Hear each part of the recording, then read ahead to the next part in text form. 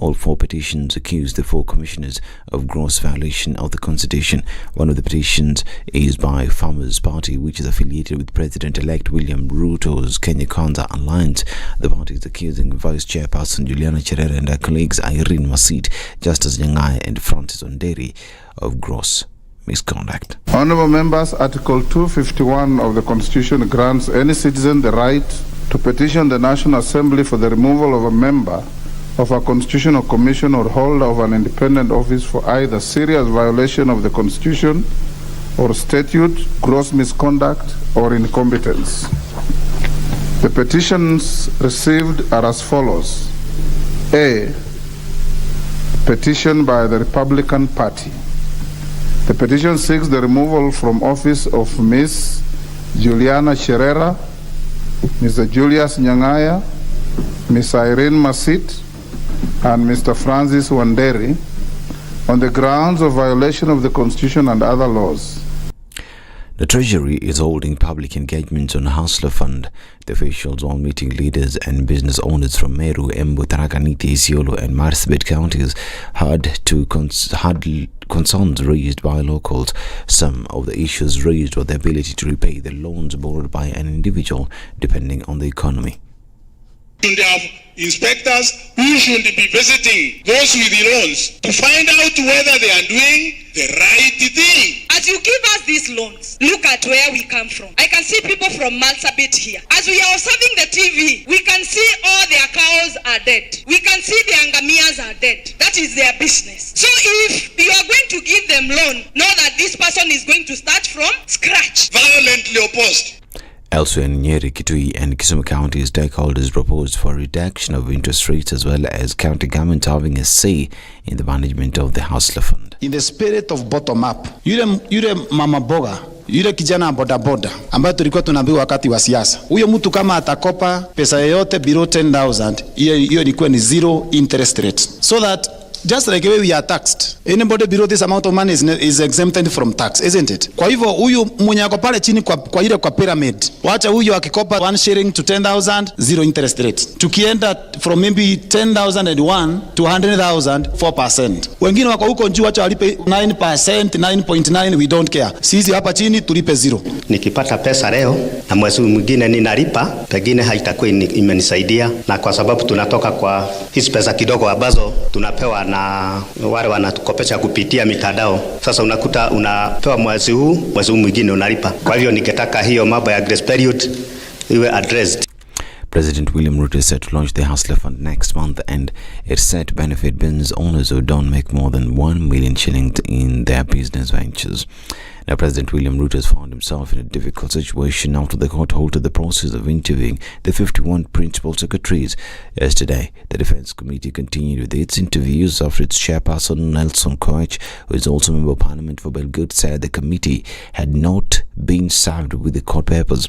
The Employment and Labour Relations Court suspended the vetting of the PSs until the case presented by LSK is heard and determined. LSK claims that the issue of gender representation was not emphasized in the selection of the PSs, and that regional representation was ignored for certain communities to be given secretarial roles. In addition, LSK also complains about the exclusion of people with disabilities and the youth. LSK President Eric Theuri also wants the inclusion of people from small and marginalized communities. Sheila Mangesa is one of the lawyers representing LSK. And we are happy Justice Nzioka has given an order stopping the vetting of the principal secretaries, because the Constitution has clearly provided a procedure which is supposed to be followed while appointing the principal secretaries. I must confess that this is a new dawn for Kenya, because it is only the judiciary that can put an end to such impunity. We have to respect the Constitution. Still on the corridors of justice, in the former Electoral Commission boss James Oswago's case has been pushed to January 6th. Oswago is facing charges over the chicken gate scandal. He has been accused of willfully failing to comply with the procurement law during his tenure at the IEBC. Oswago is said to have awarded a contract for supply of 57,000 ballot papers for the South Mugirango by-election to Smith without the approval of the tender committee. This is Newswire. Dennis Aseto. Good morning.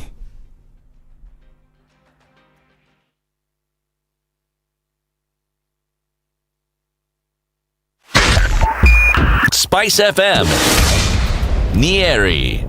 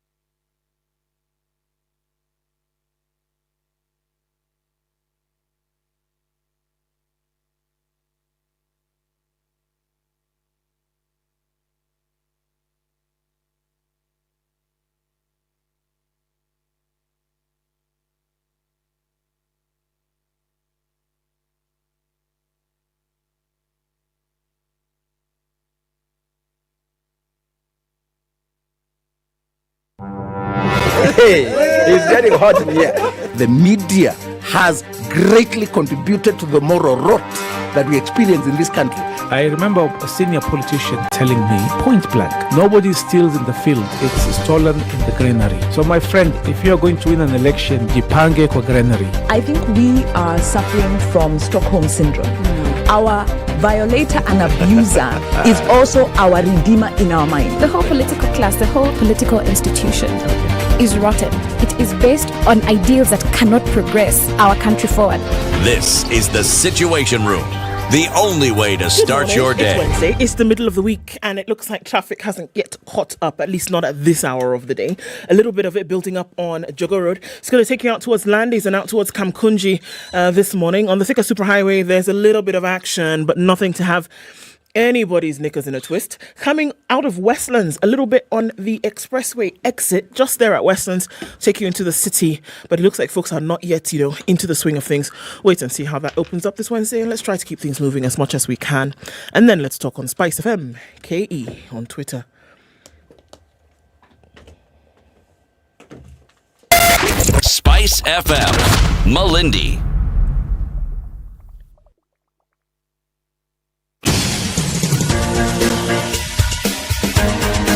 This is the Situation Room, the home of hard-hitting political commentary and penetrating insights about the state of the nation. This is a talk radio experience like no other. The Situation Room, a place for hard truths, debates, and elevated conversations. The Situation Room, witty, political, engaging, deep, controversial. In the room, we have C.T. Muga, researcher, academic, seasoned political observer, a fountain of wisdom in these politically uncertain times. Ndu Oko, Nigerian by birth, Kenyan by choice, communications expert, Pan-Africanist, a truth seeker and believer in people power, and Eric Latin, agent provocateur, the man in the chair, seasoned journalist, news hound, a man who believes in punching up, not down. This is the Situation Room, the only way to start your day. Welcome to Wednesday. Kenya's biggest conversation is here. Ndu? Yes. Atumesema traffic inakaaje? Inakaa tu limbo. limbo. Hivyo tu? Bado. But just give them like 31 minutes.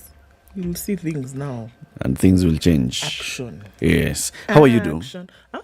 How are you? I'm fine, thank you. You're well? Yes, please. Very good. Salimia ule jamaa pale. Ule jamaa. Salimia na mwingine. We mzee. Ule. That is the We term jamaa. here. That I am referred to very often by that very Wemze. Wemze. Habari yako? Habari yangu ni mzuri sana. Jambo. Jambo bwana. Habari gani. Every hotel at the coast does that. Yeah. No. The thing is, it's a beautiful song, and it gives our visitors an opportunity to say that they can speak Kiswahili. Oh, really? It really is. Yes. I listened to the original song, and I was very, very touched. Yes. It has a bit of a nostalgic feeling. Really? You can feel original. I feel original nostalgia. Yeah. Hey. There's a thing. Okay, forget it. I'm about to cross over to vibes, but it's okay. There's a thing called what? Don't worry. No, tell us. It's okay. Some reggae nostalgia like that. Feel free. I should feel free. It's a free country. Thank you very much. Yeah. In 6 months' time.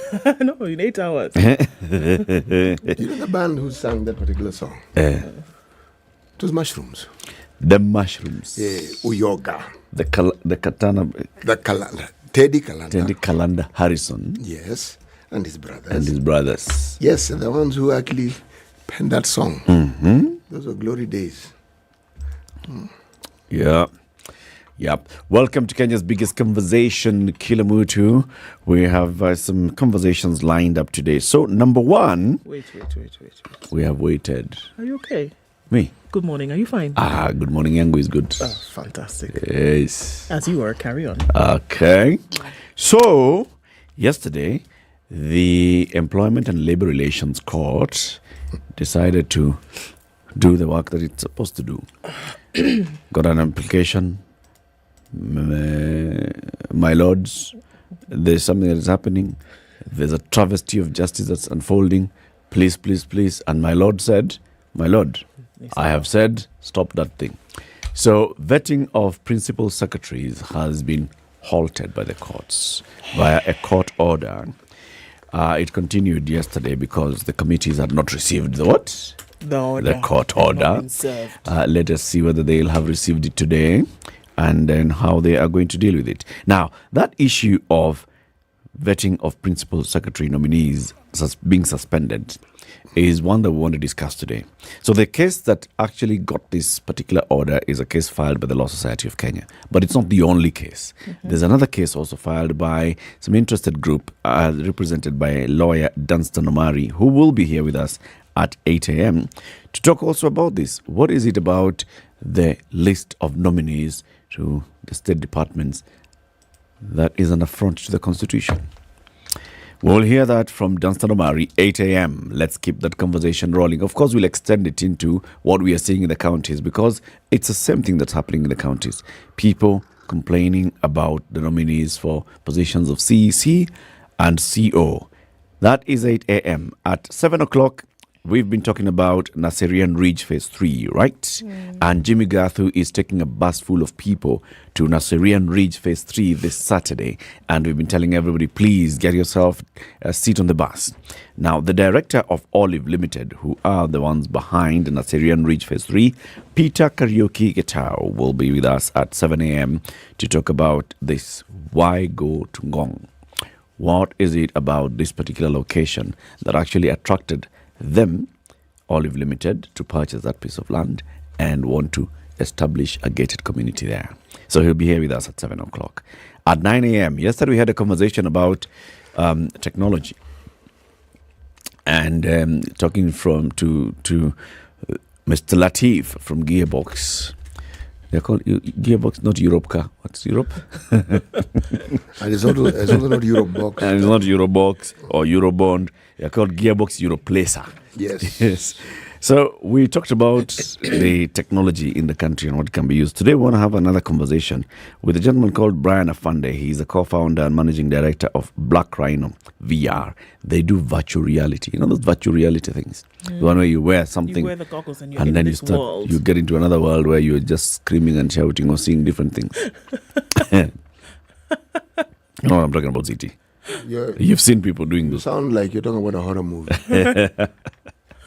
You've seen those? I've seen them. Those things which look like very big goggles. Yes. Right. See those ones? Have you put them on? When you look at me, do I look like? Yes, and you think about what you're seeing. Do I look like? You look like the kind of man who would, grasp adventure, CT, and that's one of those things. There is a very thin line between adventure and punishment. Oh, wow. So there's people have seen virtual reality, there is also augmented reality, and they think it's only for gaming. But then, have you heard that virtual reality can also be used, for example, for telemedicine? That I need to hear and understand. It can also be used to do education as well. That I can understand. It can also be used to offer government services. Can you understand that one is even easier to understand. Ati chief anavaa goggles anaserve kila mtu. That's very easy to understand. Serikali imesema itafanya hii na hajafanya virtual reality. The virtual that I understand. So Brian will be here with us at 9 o'clock to talk about how VR can be used for other things, not just gaming. Okay. How are we doing? COVID? Well, looking at the numbers and what has come from the Ministry of Health in the last 48 hours or so, 132 people have tested positive from a sample size of 1,187. And in the of course, in the last 24 hours, total now positive confirmed cases, 340,600, with cumulative tests having gone to over 3 million. All right, so we're looking at the distribution of positive cases around the country, with Nairobi having had the highest. And we're looking at about 11% in the current positivity rate. Nothing to be worried about. Again, a reminder of what Acting Director General Patrick Amoth said, that, look, we're not going to necessarily reinstitute anything. Yes, we see that the numbers are rising. We're looking at a higher positivity rate, but one thing that we must remember is that people are not presenting to hospitals sick. People who are presenting and asking for these tests are those who have to travel or those who need it for some other kind of certification. So we're not really worried. So, let things fly. Now. So Madam CS has started doing fellow Kenyans? She has not started doing fellow Kenyans yet. Nakumicha? Not yet, too. But it might happen. We saw her looking dashing in green yesterday, but she has not stepped onto Afia House steps. She should do a fellow Kenyans, like once or twice like this. Tell us about COVID, now the rising cases. Tell us about cholera, the outbreak and what's being done. I mean... Brother, there is settling in. Takes a bit of time. Surely. Yes. But that is part of settling in. Ministry ni kubwa. It's part of settling in. Yes. Aseme tu fellow Kenyans. Fellow Kenyans. Bam. Yes. Boom. Like that, eh? Boom, bam. This is a new administration. Let's see how the new administration will fellow Kenyanas. Let's see what will be her thing. Yes, let's wait, because I'm sure we will see it in due course. Let's wait and see. Okay. Whereas things are going belly up in China really quickly, violent protests in Guangzhou put curbs of COVID under strain. Remember what they were trying to do was that, look, zero COVID policy, let's keep people indoors. Now people have said they're not doing again. So they've come out into the streets. So what does that do? It now,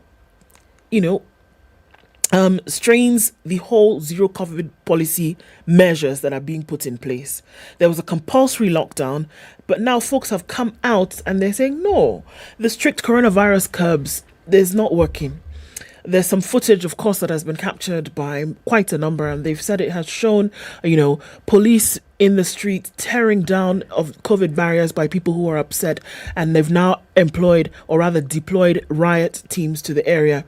And amid bad economic figures, China's zero COVID policy is under enormous strain. Tensions have been building in the Haizhu district, which is under stay-at-home orders. The area is home to many poorer laborers. They've complained of not being paid if they don't turn up for work. So we're looking at, these factories who are paid on a daily basis. They get a per diem. And if they don't report to work, obviously they don't get paid. So they're saying these lockdowns, these strict measures, can we have a look at them? If not, we're going into the streets and we're telling you we're not. This is in Guangzhou. Yes, this is in Guangzhou.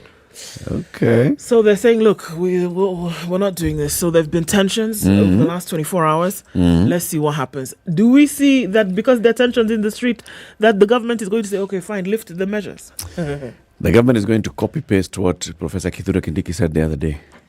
You are daring the government? We have heard you. You have dared the government? We have heard you. 20 minutes after 6, we are live streaming the show as we always do on SpiceFM KE. And the reason why it's also important for us to live stream the show is at the end of every hour, we cut up that interview and we upload it on YouTube. So if you miss any time or any part of a conversation, you can catch up with it later on YouTube, SpiceFM KE. You will find them there. We're live. Are you awake? Are you online? Tell us where you're tuned in from. We'll say hello to you shortly. This is the Situation Room. The only way to start your day. The adults in the room. I've seen some marriages, relationships, cohabiting struggle because there was no independence of the relationship. It needs a certain level of intelligence. You need to reach a place where you know yourself, and again, you're not feeding off society. Whether it is matters of the heart, finances, or work that's weighing on your mind, worry not. Tune into Adults in the Room every Monday to Friday from 7 p.m. to 10 p.m. The adults in the room will help you stay winning. Only on 94.4 Spice FM, Nairobi. Rain showers in parts of Nairobi at 17, highs of 23. And we'll see highs of 23 as well in a rainy Nakuru at 14. It's cloudy at 16 in Nyeri, highs of 22 and highs of 23 in a clear Eldoret at 14. 26 and mostly cloudy conditions in Mombasa, going to highs of 31 and lows of 24 today. And it's mostly cloudy at 26 in Malindi, highs of 30 and lows of 25. Mostly cloudy at 20 in Kisumu, highs of 26 and lows of 18. And we'll see highs of 24 coming down to lows of 16 in a clear Kakamega this morning. Out in Kampala, the rain is coming down at 19, highs of 25. And we'll see highs of 31 in a partly sunny Dar es Salaam at 24. 18 and sunny conditions early morning in Johannesburg, highs of 25 and lows of 16. And it's partly cloudy at 25 in Lagos with highs of 32. It'll come down to lows of 25. It's partly cloudy at 24 in Kinshasa, highs of 30 and lows of 23. Looking into Beijing, it's 12 and sunny Wednesday afternoon, highs of 13 and lows of 0. 10 degrees and cloudy conditions in Paris, highs of 13, and we'll see highs of 13 as well in a cloudy London at 10. It's 4 degrees. It's freezing. It's also raining in New York Tuesday night. Coming into Wednesday, we'll see highs of 8 and lows of 4.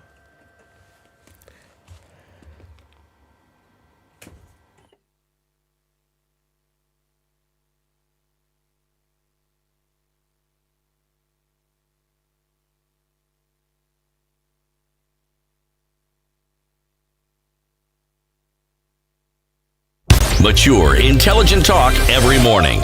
Spice up yourself.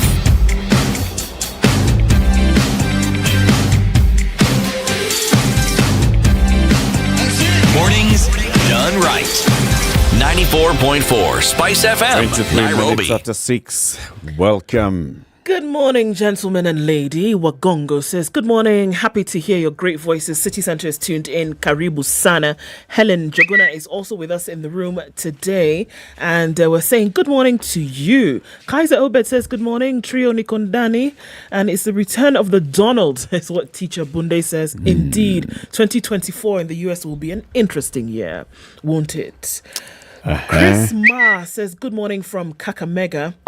Jose Mushiri is also tuned in this morning, and Dennis is tuning from Kapinguria. Good morning, listening from Kolwen, Nyakach sub-county. That's where Cleophas Anam is. Ngara Jogona is also locked properly. Properly. Benson Mumo says good morning, and Bay Wamacha doesn't miss a day. Good morning to you, Ashley. United States of Utawala is where Newton is and says good morning. Jamal Nanja Kululu is tuned in from Kakamega, and Ondicho is tuned in as well. Nyeri is where Richie Gitonga is. And James Oliver Muli is in Mombasa. Amos says Kimilili is doing well. And that's where he is this morning. Busia County is where Ojambo Patrick is. Beatrice Ngenya says good morning. Donald Namema says good morning. Tuned in from Naivasha. And Jufufu Gatungi Msafi is also tuned in. We see you all. Karibuni sana. Yes, indeed. A special shout out to Kaiser Obed. Yes. City, you have the tablet, Samsung Galaxy Tab S8 Ultra, 13-inch screen. 14 inch. Yeah, the 13. Entire laptop. A figment of your imagination. Some 13. That's 14. Yes, 14.6 actually. Inches. Okay. What would you prefer, milliliters? Milliliters. Yes, as opposed to millimeters. We're still in the country of Mali. We are still in the country of Mali. But there's something I was thinking of this morning as I was coming to work, and I was looking at just how it is technology not can change or revolutionize your life, but how it makes your life that much easier. But I found the impediment I have had is my attitude towards technology. I'm the one who limits the capacity of that technology. Oh. Yes, because I have a limit. The things I wanted to do are 2 or 3 literally, and yet there's so much more it could do. So let me stick to one of the things that I do with it and simply read what has been written, okay? Okay. Right. If you travel with a donkey for many years, you will not be able to speak like a donkey, but you will know all their paths.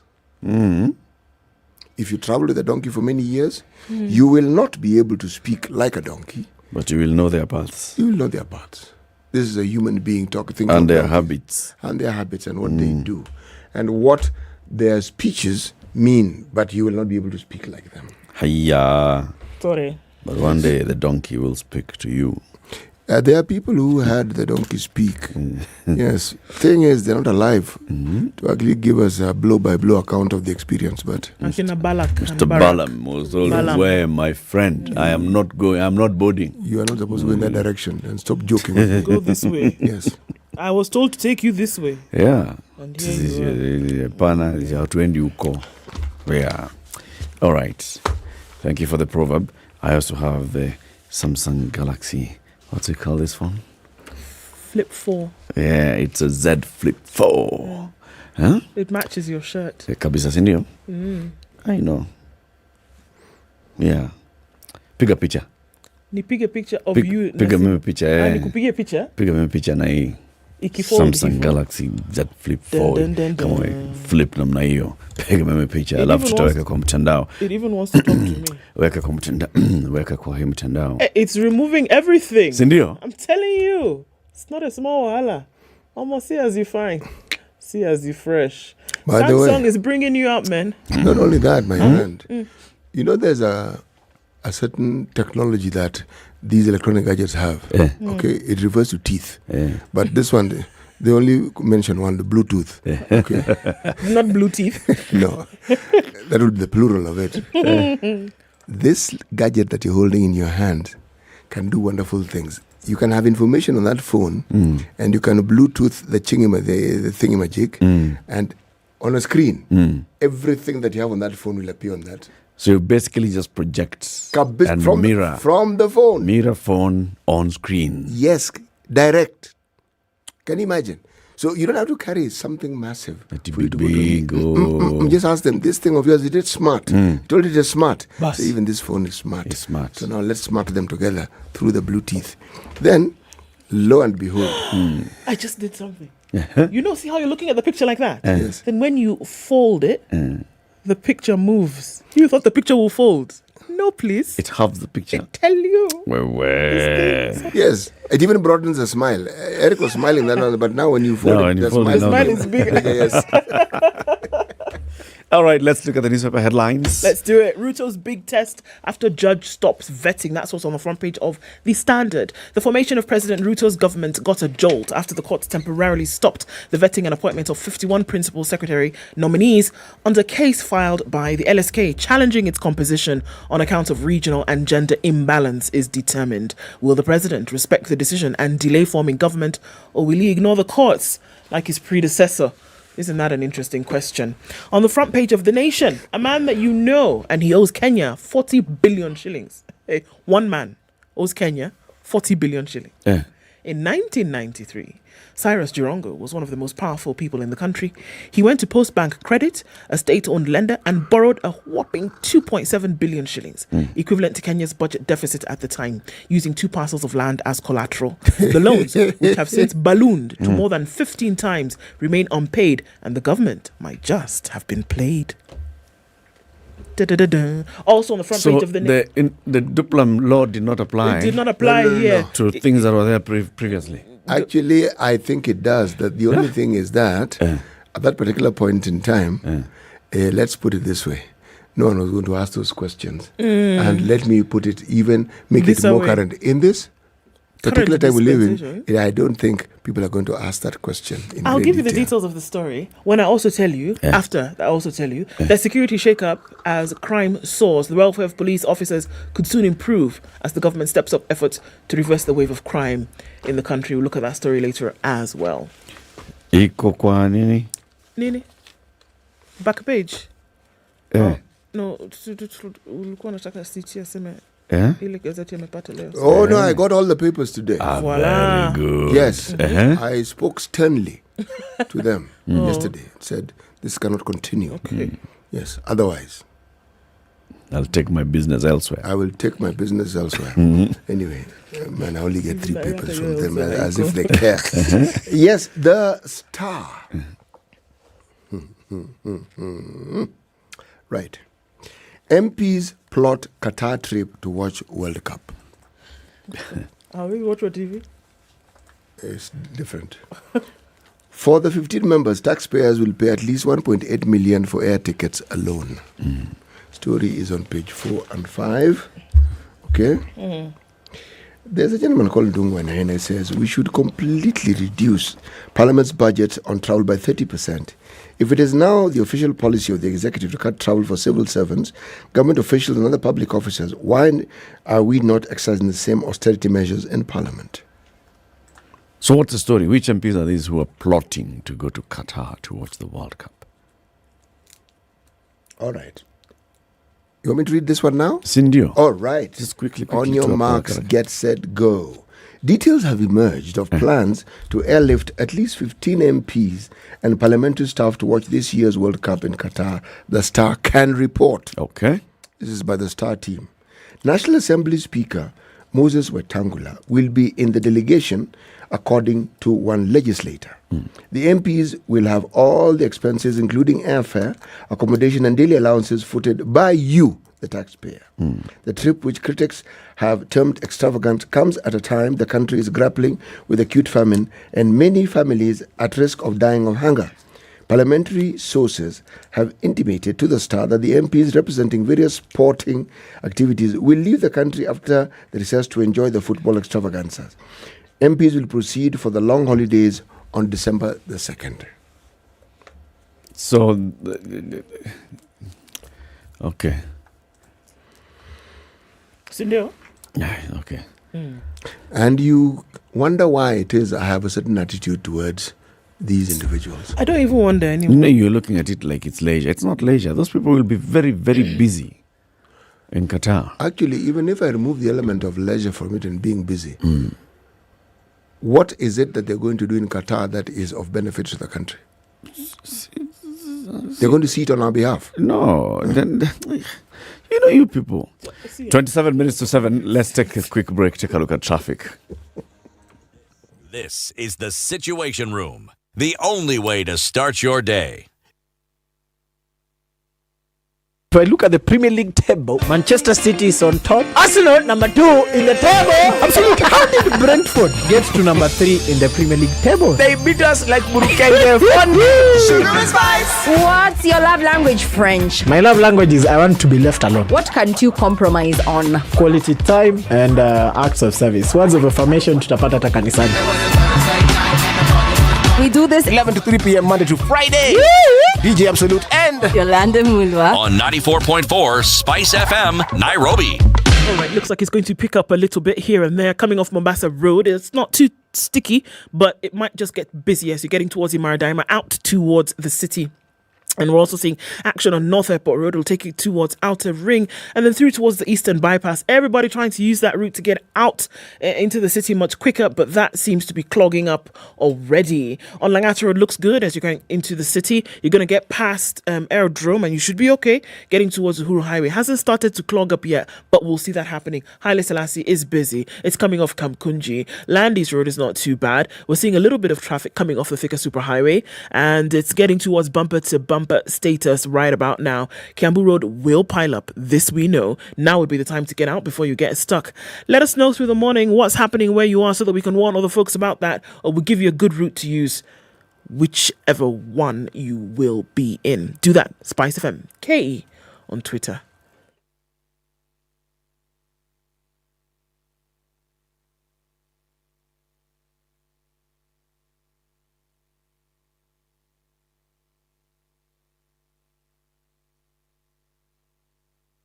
mature, intelligent talk every morning. Spice up yourself.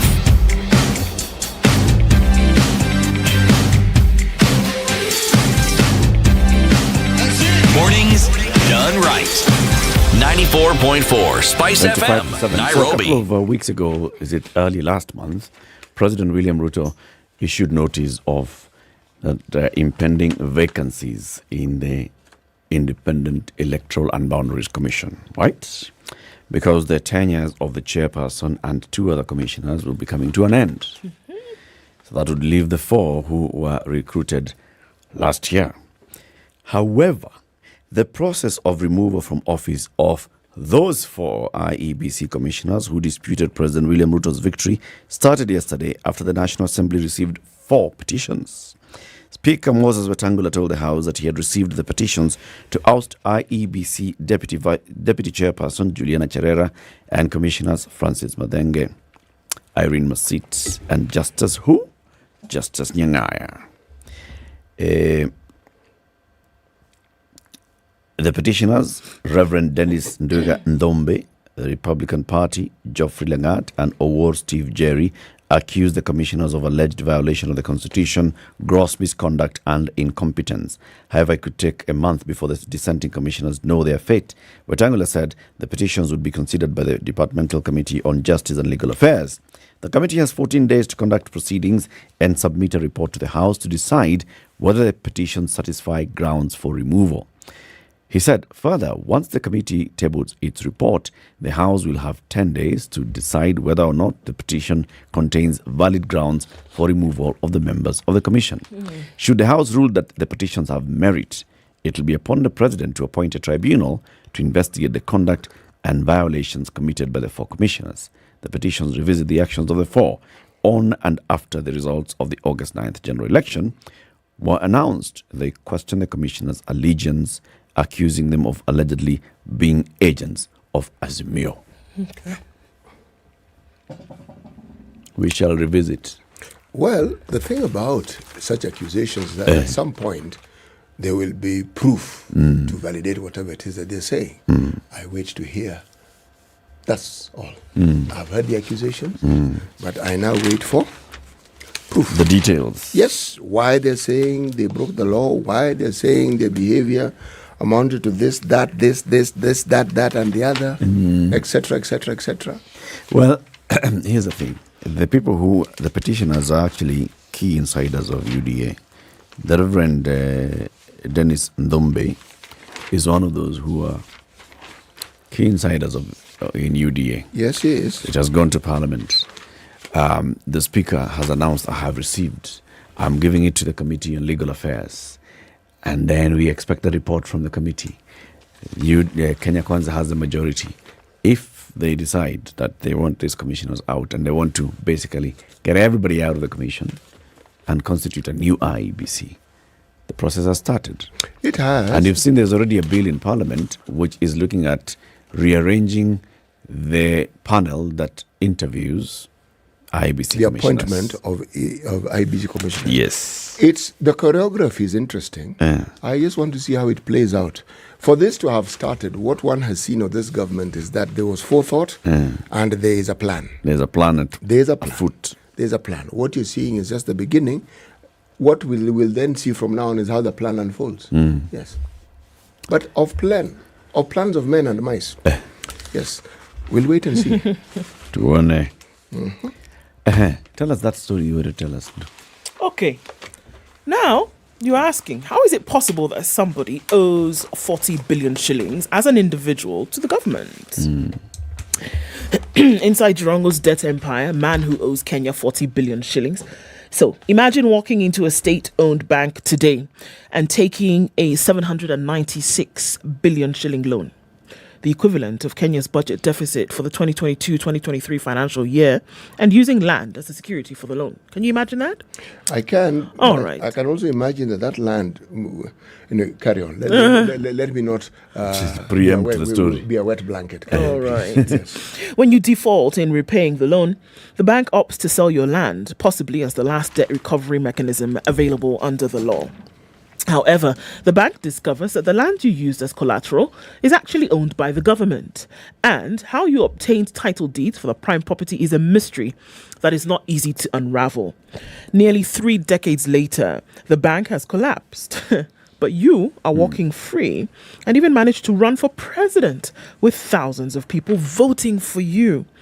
What sounds like a cock and bull story is actually one of the highlights in the life and times of former Lugari MP Cyrus Jirongo, who did exactly that in the 1990s. The recent questioning of Jubilee Party Vice Chairman David Murathe and former National Assembly Speaker Kenneth Marende by the Ethics and Anti-Corruption Commission over millions of shillings received from Mr. Jirongo has led the nation to the tale of how the politician has ended up with 40 billion shilling in debt to the taxpayer. Jirongo almost single-handedly led to the collapse of Postbank Credit Limited, a state-owned bank that collapsed in the 1990s. When Kenya's budget was 45 billion in 1993-1994 fiscal year, or rather financial year, the country was short by 2.7 billion shillings and borrowed to plug the deficit. At the same time, Jirongo had borrowed a similar amount from Postbank Credit, partially to honour an ambitious National Social Security Fund and a real estate project in Nairobi, which fell through after Mr. Jirongo doubled his asking price to more than 2 billion, and partly for his personal use.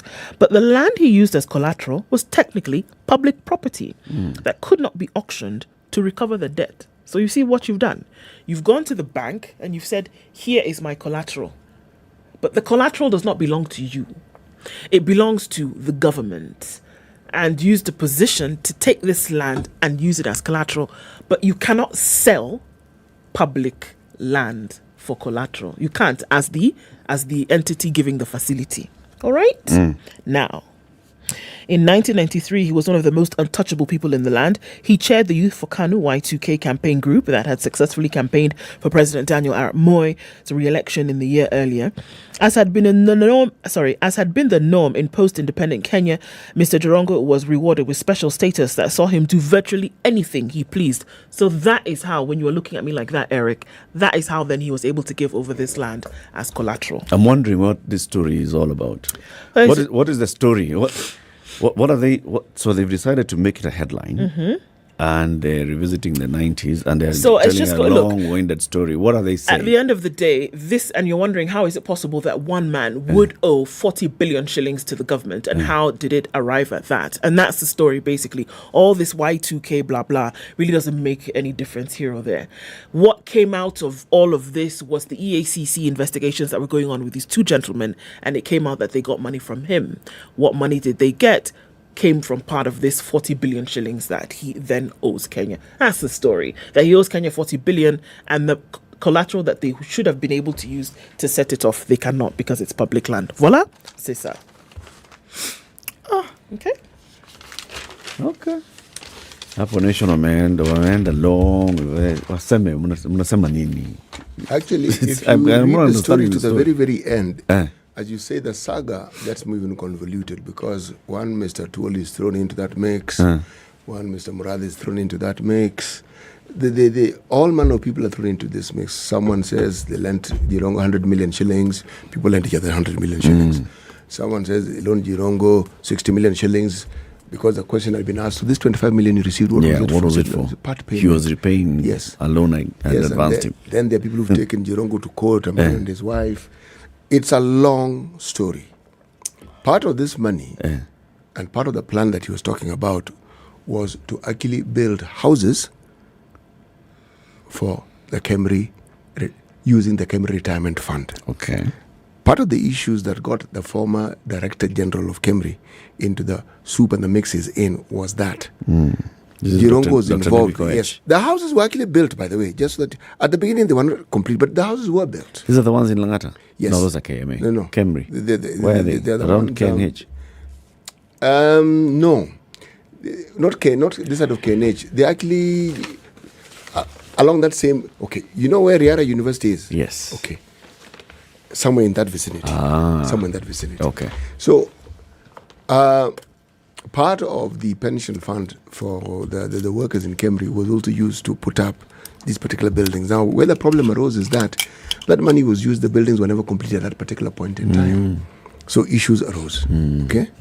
And you know how it is, you retire and you're told there's no money.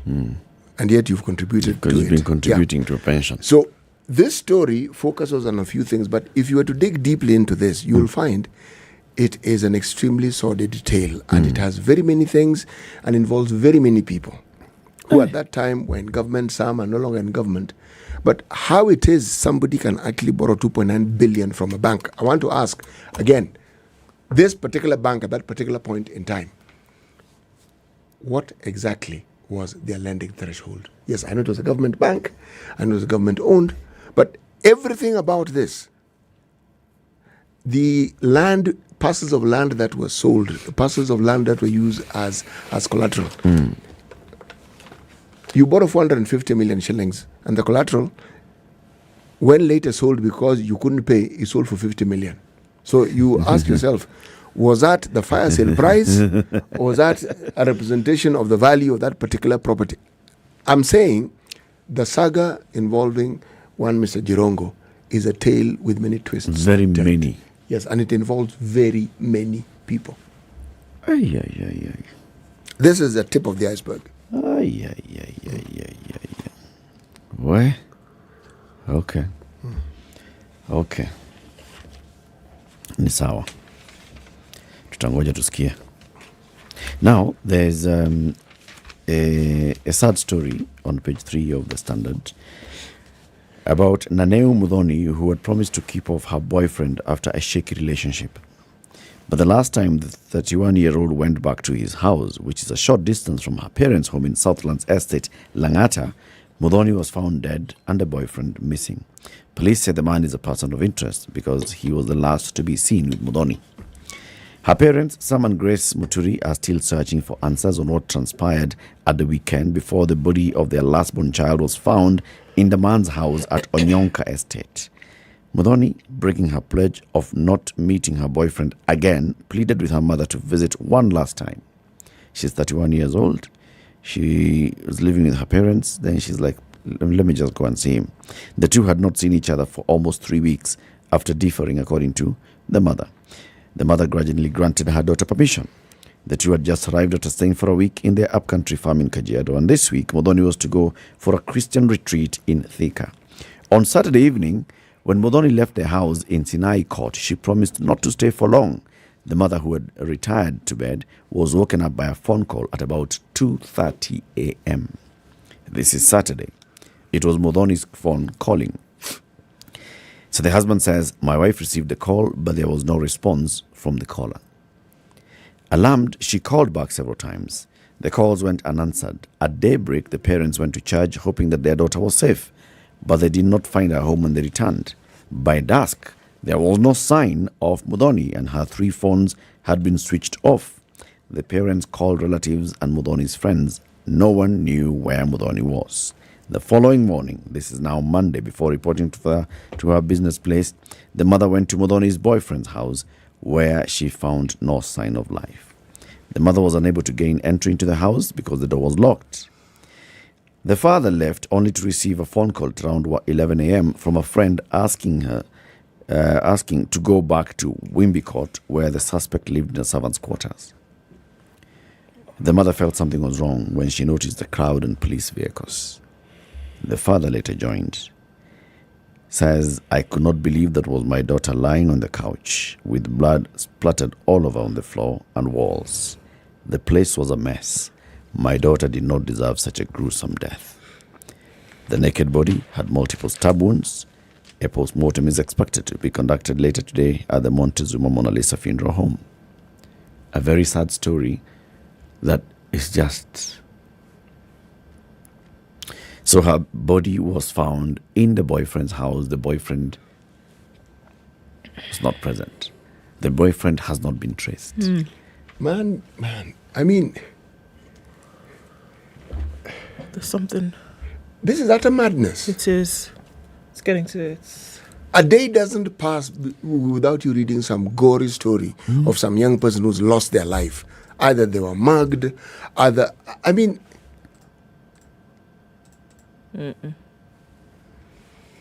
And this matter is being addressed by words. we will do this. We will set up counseling. We will set up. We will do.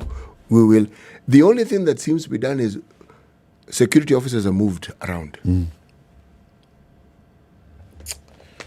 Then against this backdrop, you're being told MPs want to go and watch World Cup. Want to go to Qatar and watch football. That's the problem. How you've connected those two cities. Nicely, though. He's connected them nicely. No, I mean, seriously.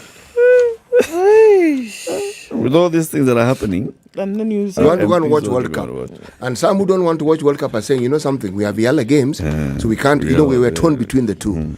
There's the Yala games and then there's World Cup. There's Qatar or there's Yala. Yes, you even have MPs saying categorically that them, in fact, they're accompanying one Mr. Jirongo to go and watch I'm thinking, nothing wrong with watching the World Cup.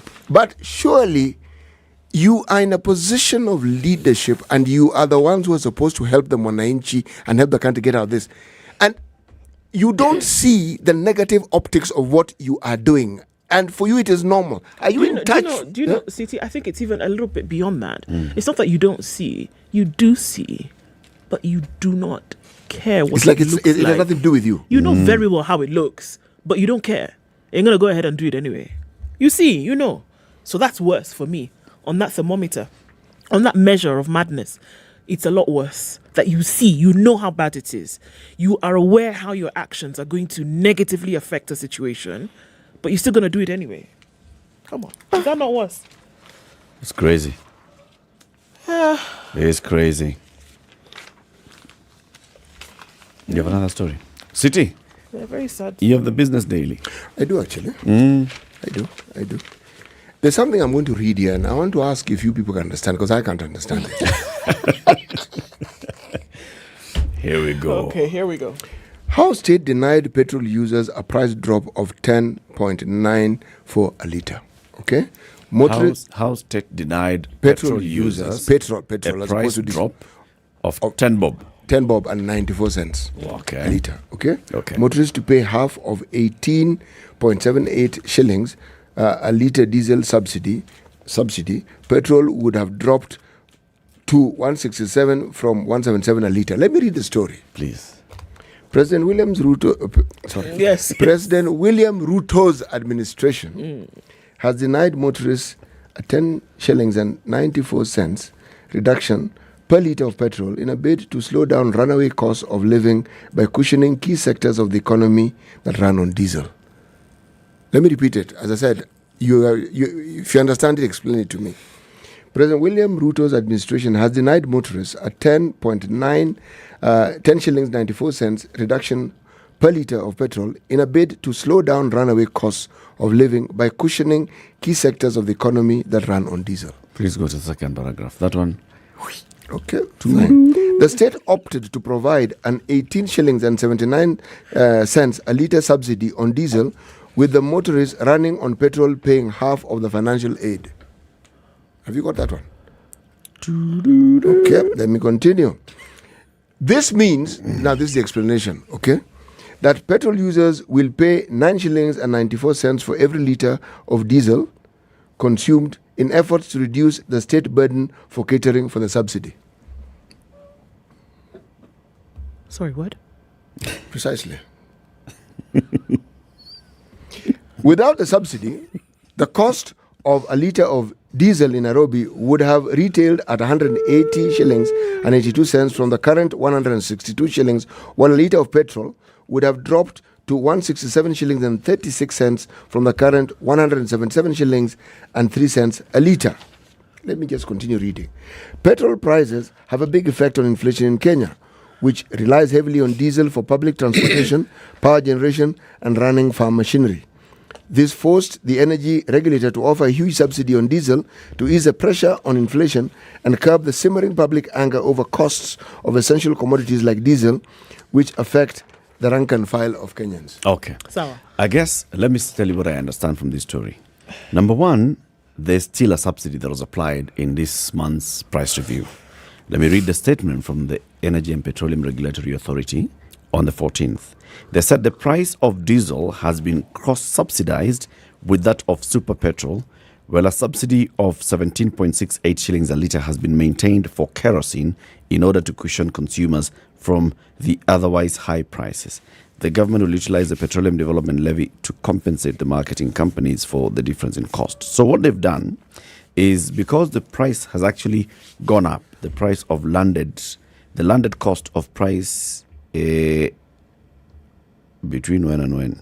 September and October has actually dropped, but it has not dropped by much. So what they're saying is there's a cross subsidy that has been applied for diesel and petrol. A lot more has gone to diesel than has gone to petrol. So the President's William Ruto's administrations yes, has decided give more subsidy to diesel and not as much to super petrol. So the diesel subsidy is back. So the subsidy is still there. It was there in petrol. I mean, it was there in diesel. It had been removed for petrol. It's there in diesel. It's there in kerosene now. So read the first paragraph again.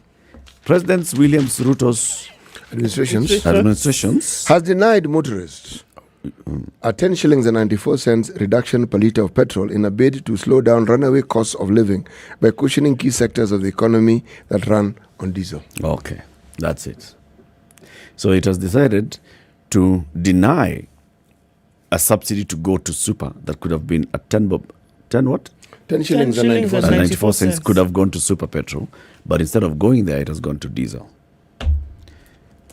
And by going to diesel, because diesel you're talking about transport sector, diesel you're talking about manufacturing, diesel you're talking about very many things, that is now trying to subsidize and cushioning the rising costs because of transport.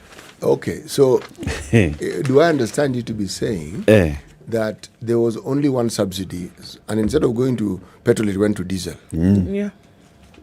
Yes.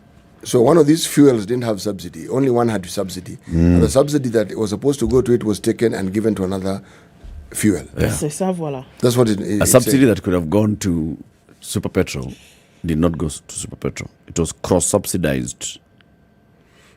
Anyway. The price of diesel has been cross-subsidized with that of super petrol.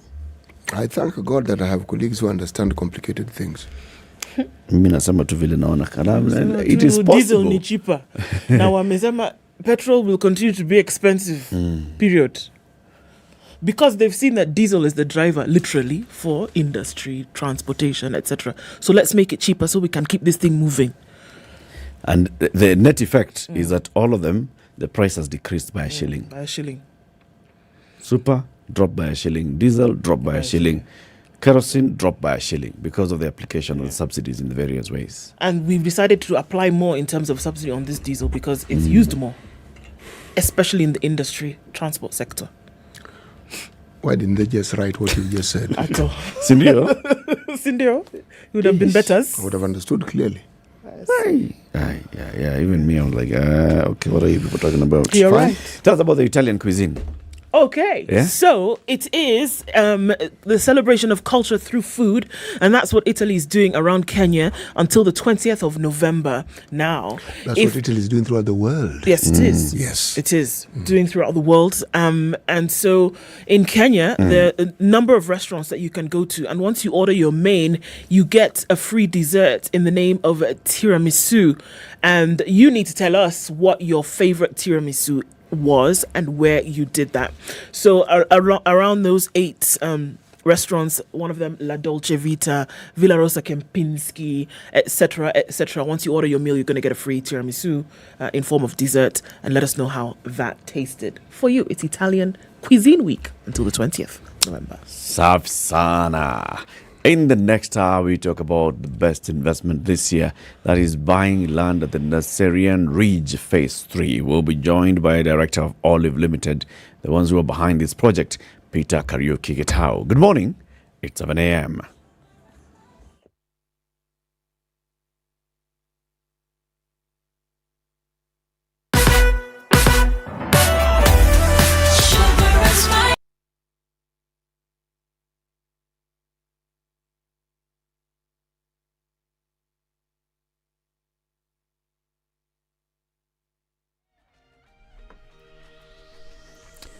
Good morning, this is Newswire. I'm Dennis Aseto.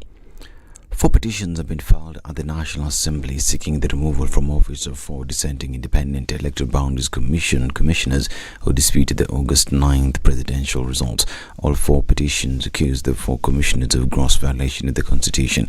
One of the petitions is by Farmers Party, which is affiliated with President William Ruto's Kenya Kwanza Alliance. The party is accusing Vice President Juliana Cherera and her colleagues Irene Masit, Justice Nyangaya and Francis Wanderi of gross misconduct. Honourable members, Article 251 of the Constitution grants any citizen the right to petition the National Assembly for the removal of a member of a constitutional commission or holder of an independent office for either serious violation of the Constitution or statute, gross misconduct or incompetence. The petitions received are as follows.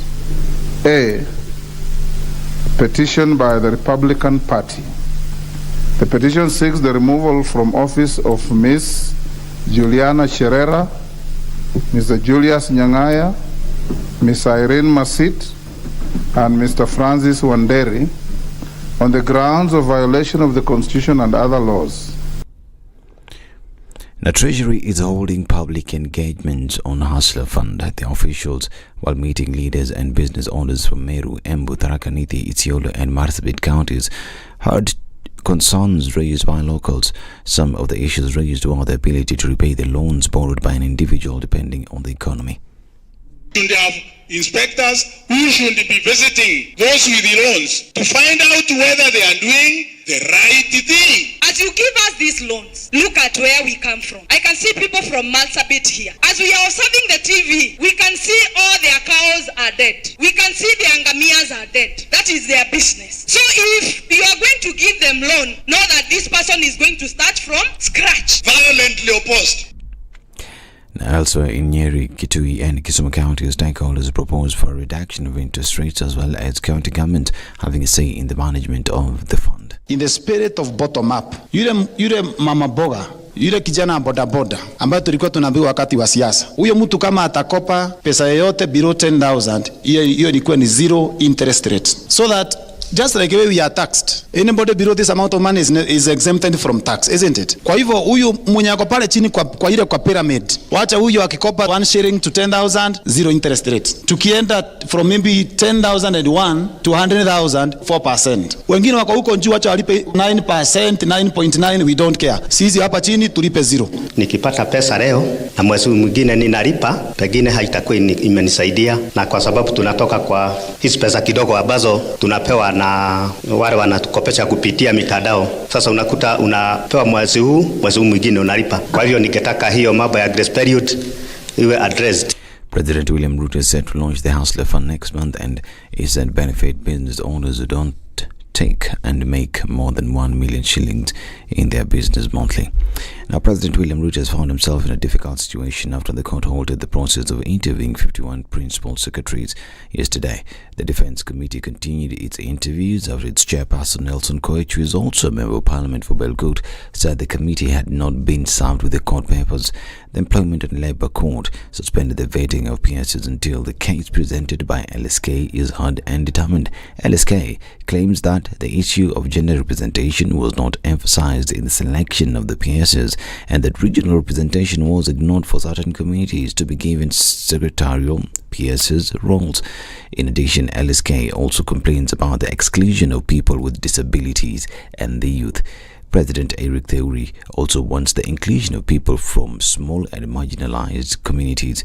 Sheila Mangesa is one of the lawyers representing LSK. And we are happy Justice Nzioka has given an order stopping the vetting of the principal secretaries because the Constitution has clearly provided a procedure which is supposed to be followed while appointing the principal secretaries. I must confess that this is a new dawn for Kenya because it is only the judiciary that can put an end to such impunity.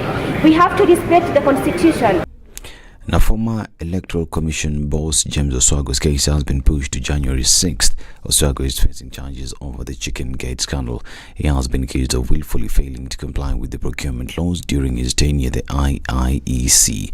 Oswago is said to have awarded a contract for supply of 57,000 ballot papers for the South Mugirango by-election without the approval of the tender committee. This is Newswire. I'm Dennis Salcedo. Good morning.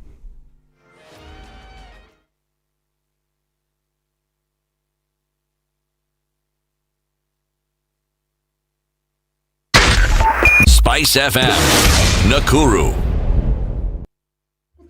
All right, we're looking at a few minutes after 7 o'clock, and traffic has started to build up into the city coming off the Thika Superhighway, and that's pretty heavy as you get towards the Utali Drift and then out towards Pangani through Murang'a Road, and then just at that entrance towards Moy Avenue. Southern Bypass is looking good. There's an option for you to use getting into the city. Likoni Road has not started to spill over just yet.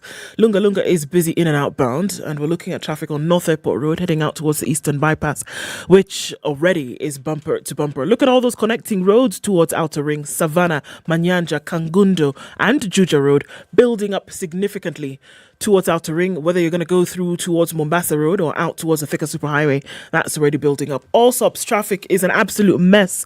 Everybody's already complaining about that. We see you guys. Use the service lanes on the Thika Superhighway. It'll take you into the city much quicker than sitting in the traffic that there is. Kiambu Road, Limuru Road, coming out of Westlands, that's already starting to build up as well. And we'll look at James Gishuru spilling over to Waiaki Way. But you can use the Red Hill Link Road. There's an option for you this morning. Get out early. You'll be able to use it right now. Let's talk on SpiceFM KE through the morning on Twitter and try to keep things moving this Wednesday.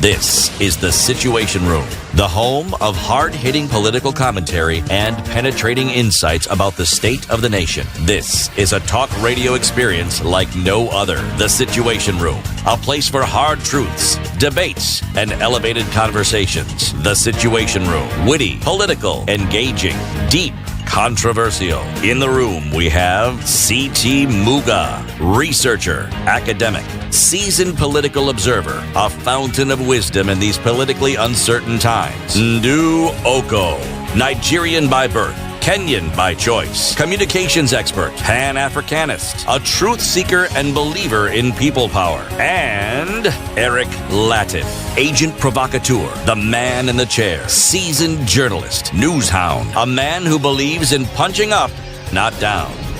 This is The Situation Room, the only way to start your day. It's 7 minutes after 8. Don't go the other way. 7 minutes after 7. 8 minutes after 7. Oh, that's what you wanted to say. Yes, it is 8 minutes after 7. 8 minutes after 7, not 7 minutes after 8. That's the problem. Yeah. I'm buffering. Do we need to restart something? I'm still buffering. Yeah. My Samsung Galaxy Watch 5 is actually telling me I haven't had enough sleep. Yeah? Haven't had enough sleep.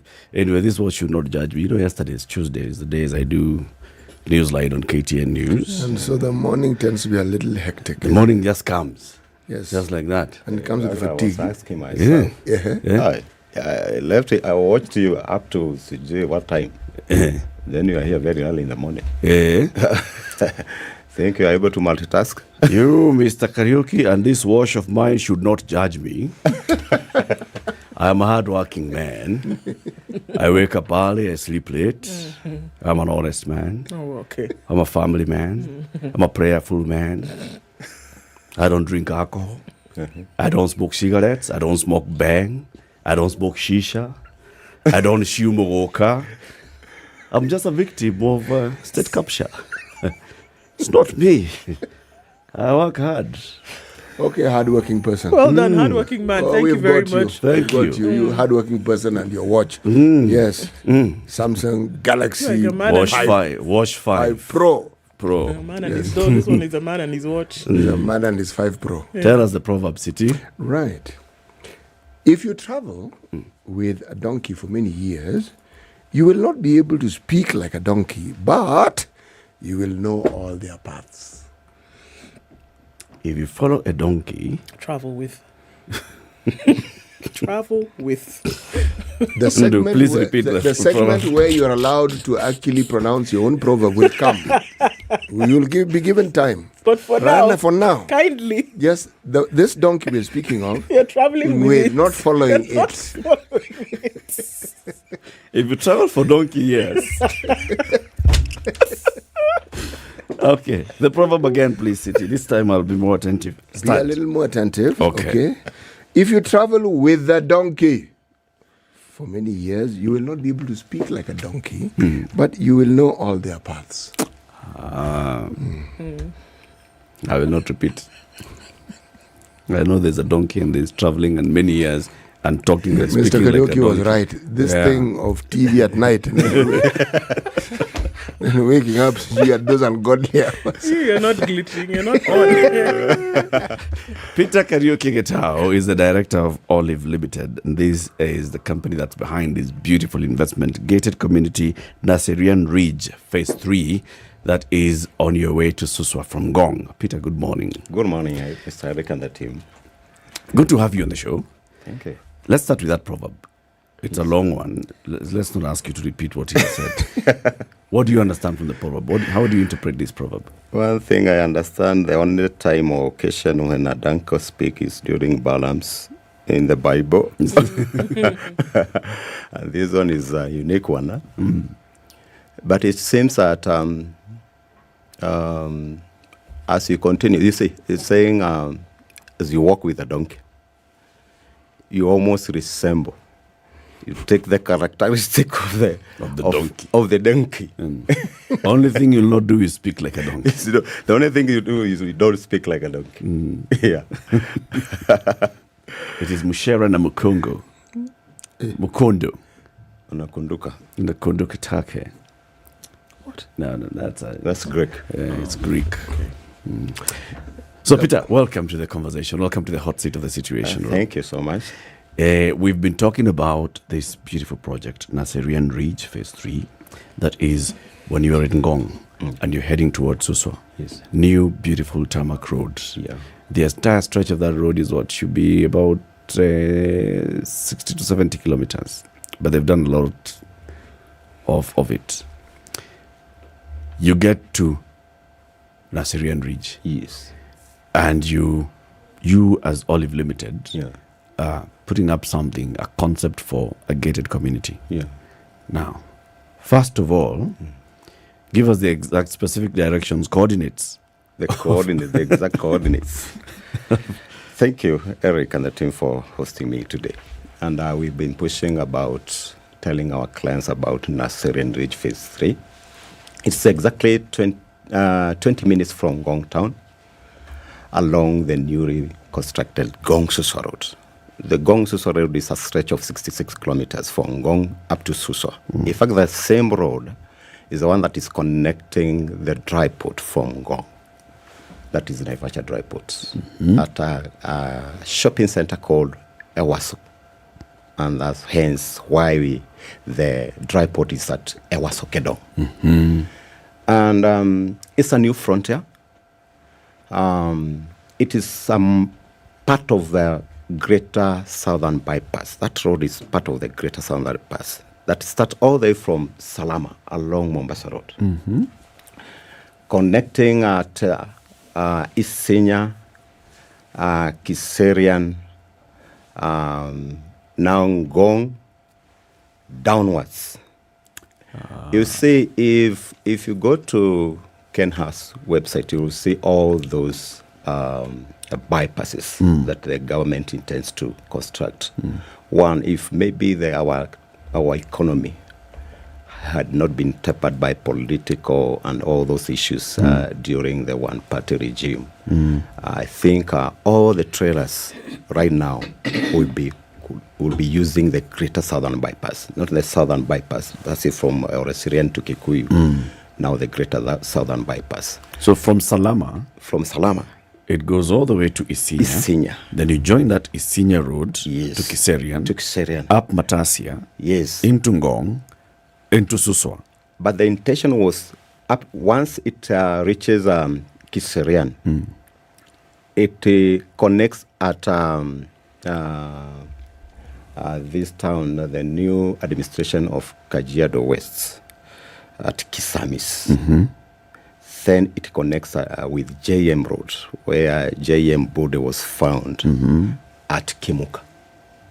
Wow. Kimuka. Then it drops down now to Shusha. So basically where our project is within 20 minutes drive from Ngong town.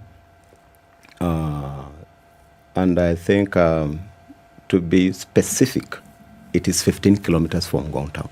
Okay. That's why I'm saying it's 20 minutes drive. You don't have traffic there. By the way, that road is very important. The Greater Southern Bypass is very important, especially for those people who are coming from the Greater South Nyanza. That's in Migori, Kisii, Bomet and Narok. It's shortening the distance to Nairobi by 20 kilometers. Rather than now using the Mai escarpment and the hectic traffic, especially when there is an incident along that escarpment, it can be held there by the jam up to maybe 4 hours. Now it is shortening that distance. In fact, it's remaining like a distance of 3 to 4 kilometers now to have the complete tarmac applied. So we have, as Olive, we have been doing business along that road since we got that. Once you want to invest, you look at the intelligence of what is really coming. This being a new frontier, and once you are traveling along that road, you see new areas of Nyama Choma. That's showing that that place is really growing very fast. And I can tell you, matters with the return on investment, especially why we are encouraging people to come and invest along that road, is the return on investment. The return on investment is very high. Since we started doing projects along that area and road, the prices have been doubling every year.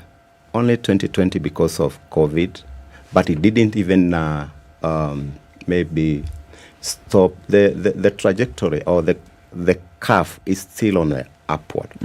So for people who want to buy one for land banking or speculative, that is the area. If you want to get the return, the highest return on investment, since if you, and we have also tried to look at the affordability.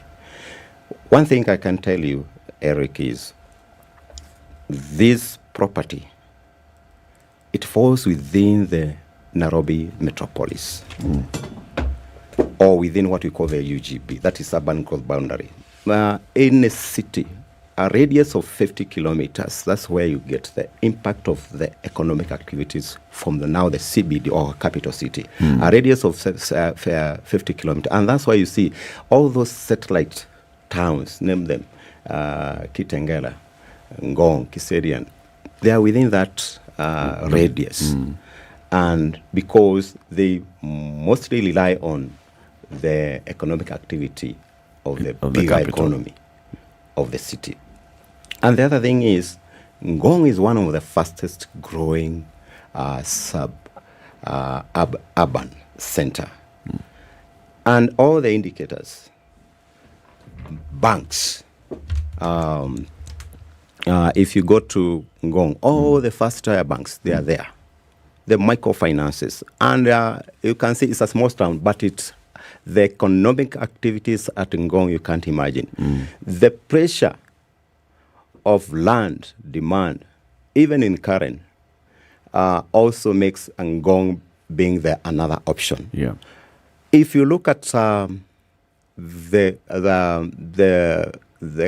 upcoming high rises and office space demand along Ngong Road, you see, Mr. Muga here can attest that we used to have mansionettes and along Woodley, that area. But right now, it's quite different. All of these people, they have been moved. Where are they moving? They are moving towards that direction. Towards the outskirts especially to outskirts of Nairobi. And specifically, if all of those people who are maybe walking along Ngong Road, the only choice, because of maybe you don't want to, every other morning you are struggling with the two maybe traffic jams, you always rely on one traffic jam. So that's why the choice of Gong and the demand from Gong. Go to Google Analytics. You will get the demand is among the top 10 areas that people are searching for land. Right. Hence why Olive, because what we usually do is do a lot of analysis when we want to invest. And even through Google Analytics, where are people really searching land? Because I think the highest right now within Nairobi is along Kangodo Road. Definitely that one we know. The reason is because majority of Nairobians live on east side of Nairobi, so hence they can connect well with. But Gong has its own people, also its class. So we have done our own analysis and seen that, found this is a growth area. This is a growth area. Tell us about Olive Limited, right? Yes. So what kind of company is Olive Limited? How long have you been in existence, and what exactly do you do? Olive Limited was incorporated in 2014, specifically, to be very specific, on November 2016. And we've been in this business. We started small as an agent, selling on behalf of other people.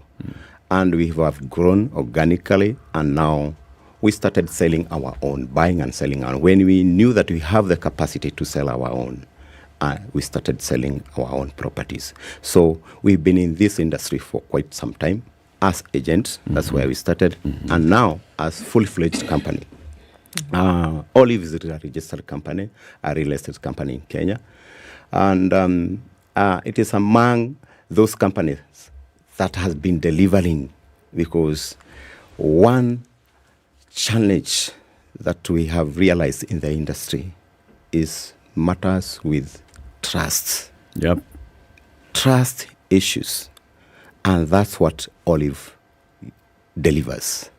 That is what Olive assures our clients, that we will give you that document that everybody is looking for. The title deed. The title deed.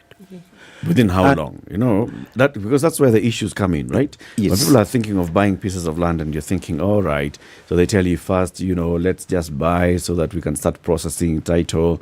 And then after some time, they tell you, now, you know what, we need you to pay an extra 100,000 shillings so that then we can all start processing the title. You pay. And then they tell you, we're waiting for all of you to pay so that we can have sufficient numbers. The reason we charge 100,000 and not 200,000 is because we wanted all of you to... You spent 3 years waiting for a title deed. Wow.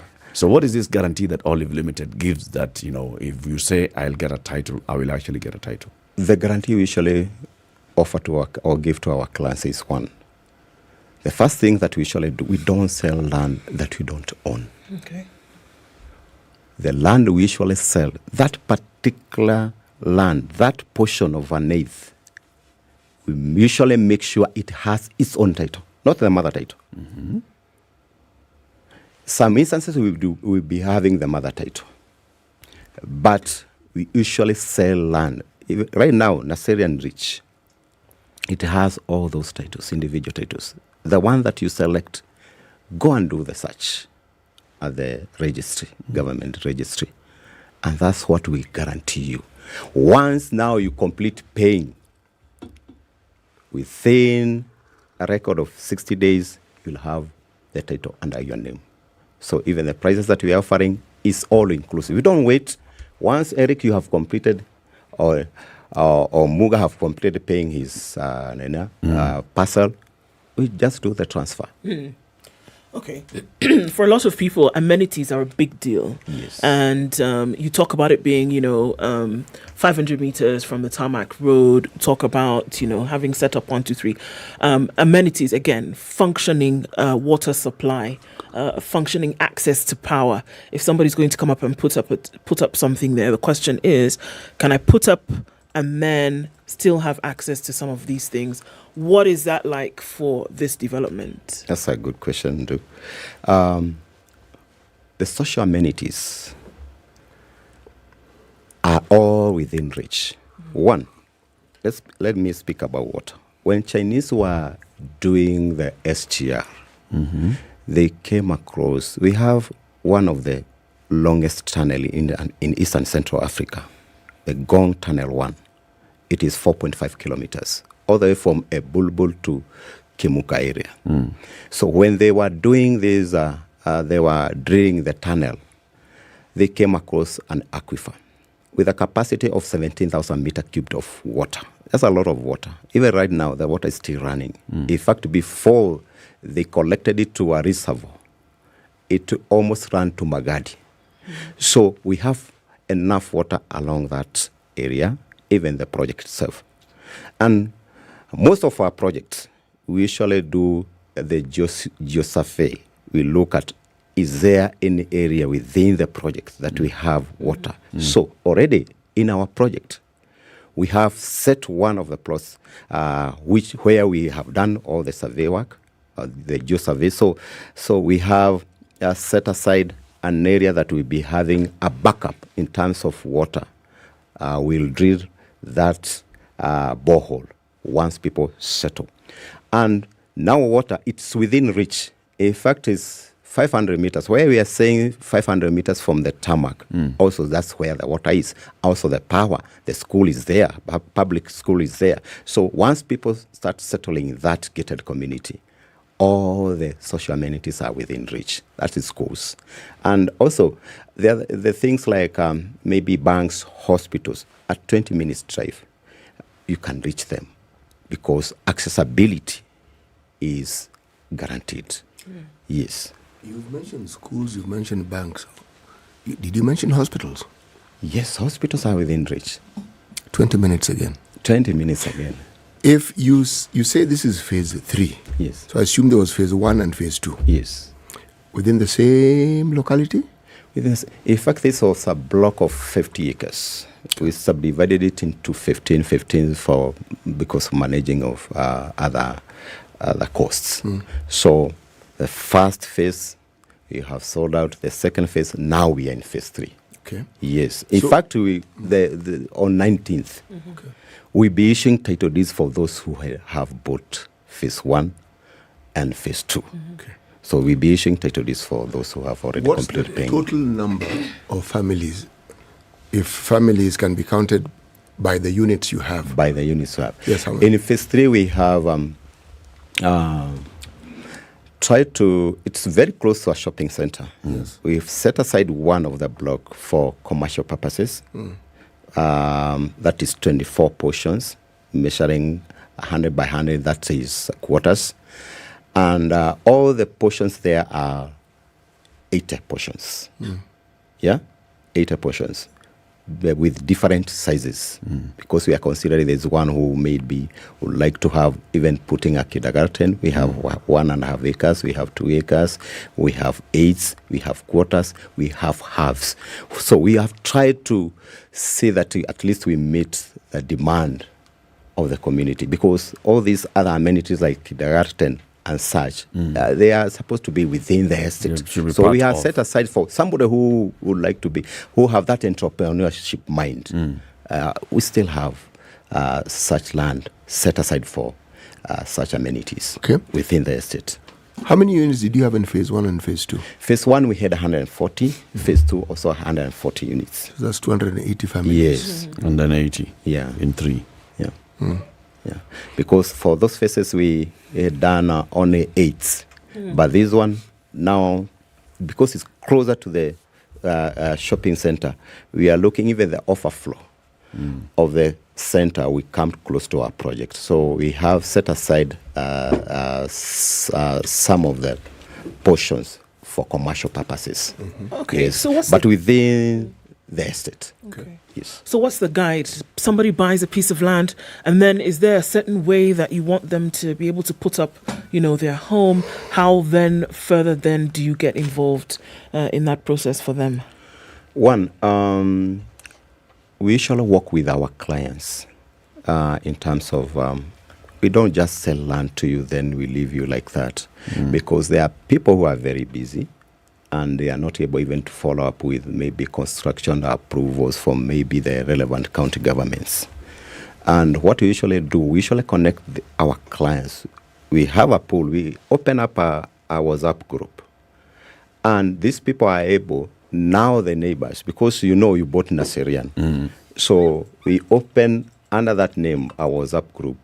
so that now people can start engaging themselves within themselves on how now to make it even better than now the company. But the company is there to assist or to facilitate and connect them so that if they are putting resources together, it makes even some of these things cheaper. If Mr. Muga here was to connect water, which is maybe 200 meters away, and the next maybe the neighbor, you don't know your neighbor. Yes, you still have the same issue. You see, it will be very easy once you know one group that you have the same maybe needs. So once we connect you, and we are there to facilitate you and also to manage the estate, because we usually leave some land portions for the company so that it have at least some management. If there is any issue that the resident of that estate or that particular gated community, they can have a reference, an office to refer to. Okay. Yes. So then you're not necessarily telling people how to build or what to... this one, because one, it's not a controlled. Yes. Yeah, it's not controlled because we are looking at affordability. Once you register for a controlled development, it becomes costly. And we are trying to make sure that majority of Kenyans at least can afford to buy these parcels of land. But once we bring you together, we'll still have, as members of the estate, either to agree, can we register this to be a controlled development? Okay. Let's take a break. It's 29 minutes to 8. Peter Kariuki Gitao is the director of Olive Limited. This is the company behind Naseran Ridge Phase 3. We've been talking about it. This beautiful development that is just 20 minutes from Gong Town on your way to Suswa, the newly built tarmac road, just 15 kilometers from Gong Town. And it tells us, well, this is going, the pieces of land are going like hotcake. Already Phase 1, Phase 2 sold out. Phase 3 is what we are discussing, and Jimmy Gathu of Jimmy Gathu Live will be taking people to Naseran Ridge this Saturday to go and see, as Peter will be issuing title deeds to those who bought into Phase 1 and Phase 2. And then you can also now see the available plots in Phase 3. You can book a plot. 50 by 100 is going for 650,000 shillings only. If you join Jimmy Gathu on Saturday, you get a 20,000 bob discount. Hapo immediately. And because Peter is in the studio, he'll also tell us what else he's throwing in today, for this particular conversation. How do you get yourself onto the bus with Jimmy Gathu? Just pay 2,000 shillings, pesa ya macho, ya mafuta. Pay bill number 4068347. I'll repeat, the pay bill number is 4068347. Account number, enter your ID, pay 2,000 shillings. And you will be on the bus with Jimmy Gathu this Saturday. Or for more details, go to olivelimited.com. That's olivelimited.com. Time for a break. We'll be back shortly. This is the Situation Room, the only way to start your day. Enjoy Black November with Cold Stone Creamery Kenya. Get 2 Gotta Have It cups and 2 cake slices at only 1,500 Kenya shillings. And other amazing deals for you and your friends this November. Visit any of our stores in Nairobi or Mombasa and enjoy creamy, smooth ice cream and deliciously crafted ice cream cakes. Ice cream is always a great idea. The rain showers continue in Nairobi, highs of 23, and we'll see highs of 23 as well. In Nakuru, where it's cloudy at 16, 17 and cloudy in Nyeri, highs of 22 and lows of 15, and 15 and sunny conditions in Eldoret, highs of 23 and lows of 13. It's partly sunny at 27 in Mombasa, highs of 31, and we'll see highs of 30 in a cloudy Malindi at 27. 21 and light rain in Kisumu, it'll go to highs of 26, while Kakamega will see highs of 24, where it's cloudy at 20. Looking into Kampala, it's raining at 19, highs of 25, and we'll see highs of 31 in a rainy Dar es Salaam, currently at 25. It's 18 and mostly sunny in Johannesburg, highs of 26, and we'll see lows of 16. Light rain at 26 in Lagos now, highs of 32 and lows of 23, and it's 23 and mostly cloudy in Kinshasa, highs of 30 and lows of 23.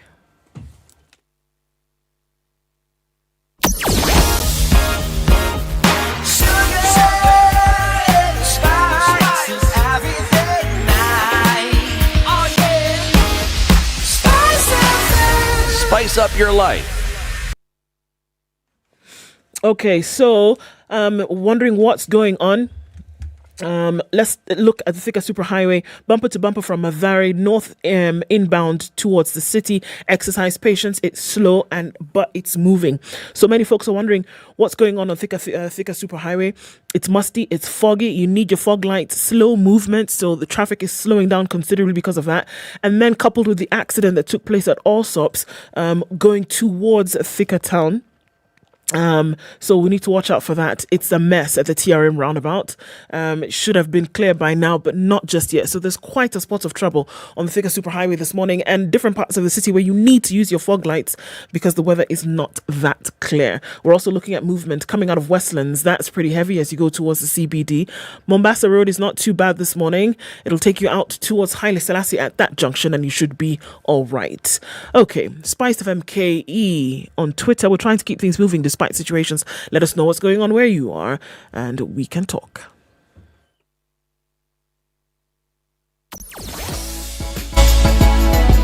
Sugar and spice and everything nice.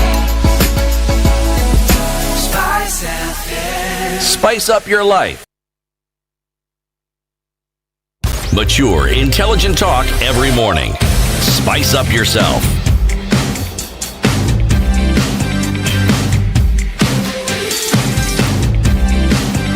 Mornings done right. It's 94 minutes to 8. The conversation continues with Peter Kariuki, Director of Olive Limited, about Naseran Ridge Phase 3. So you say it's not a controlled development, but it's a gated community. Yes. What is a controlled development then? A controlled development, that means that there are structures that you can put. There are you can maybe extend to a certain number of floors. And also control also comes with also in terms of other activities that you are not allowed to do. Maybe you are not supposed to keep pets there.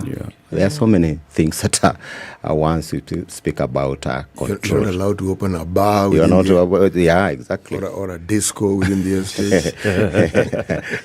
So why is that expensive? I mean, does that mean that for you to have a controlled development, you must register it with the government? Yeah, you must register the relevant county governments. Okay. And that's where we come up with there's the issue of the change of use. The change of use. That's where now you are supposed to say exactly how are you going to use this part of the parcel that or the estate that you intend to put up.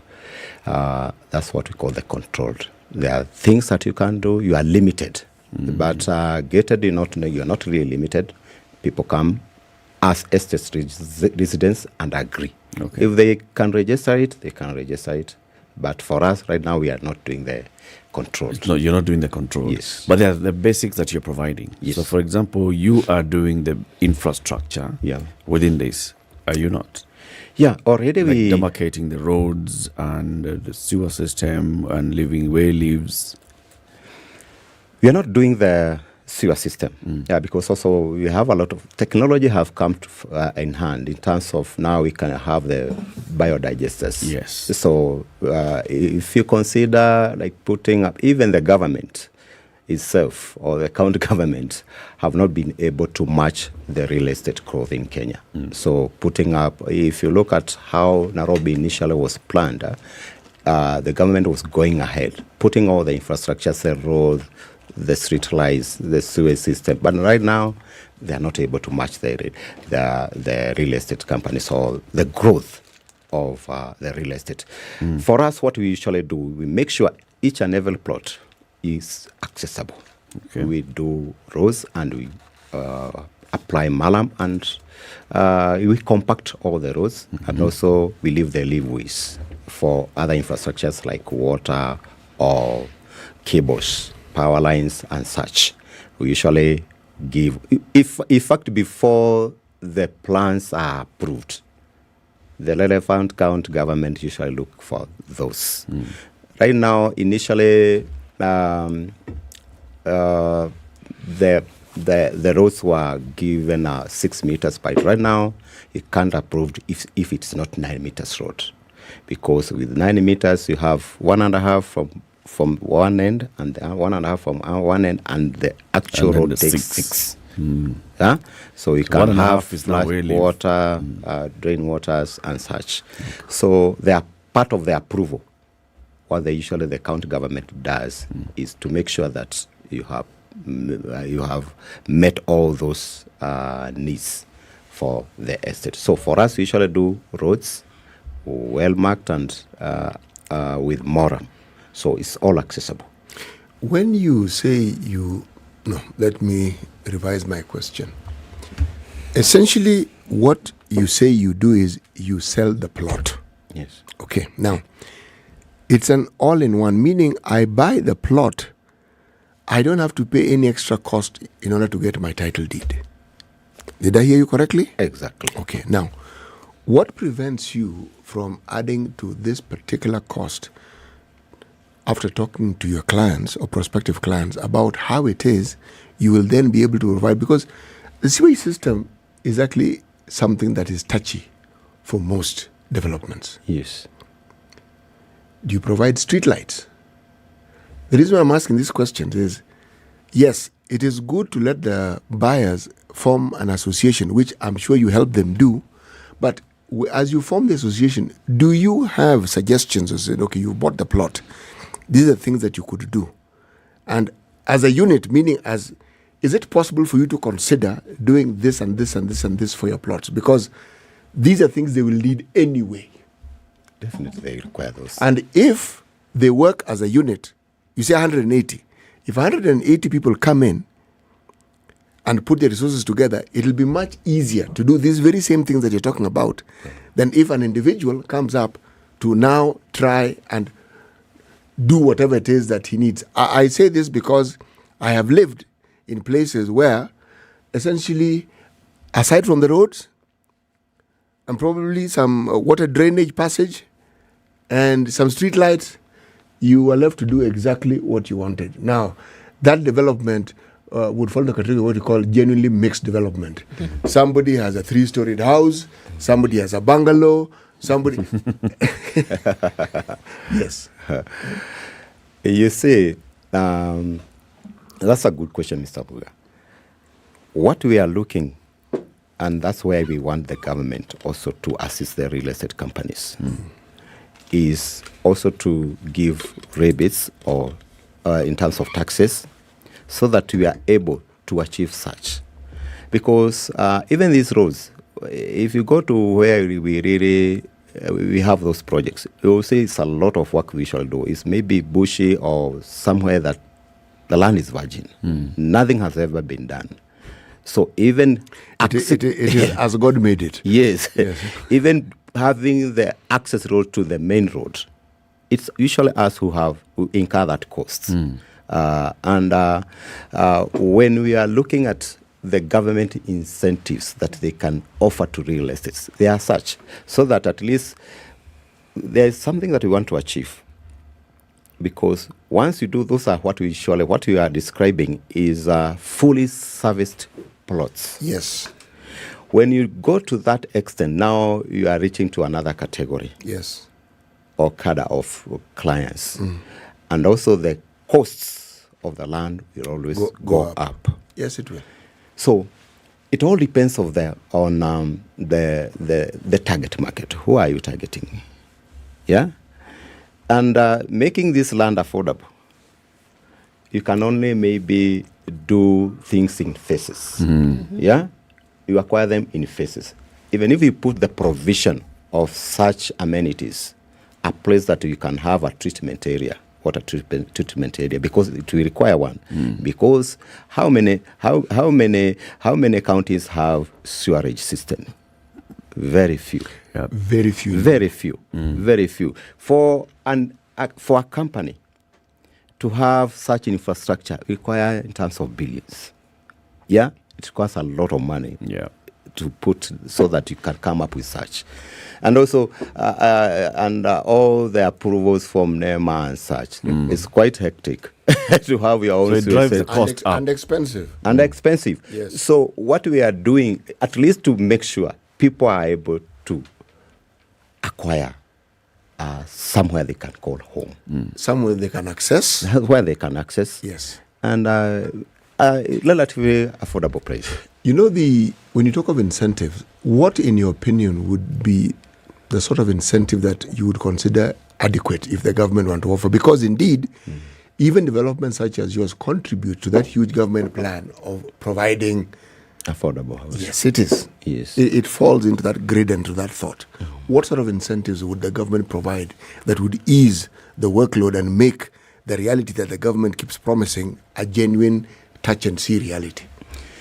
You see, there is that disconnect between the government and the real estate, that the needs that the real estate companies would like to have on the ground. Everybody would like to maybe have your clients acquire land that has all the social amenities. Yes. Especially in terms of water. Even that water. That's why we are doing our own. We provide water. We provide water, our own boreholes.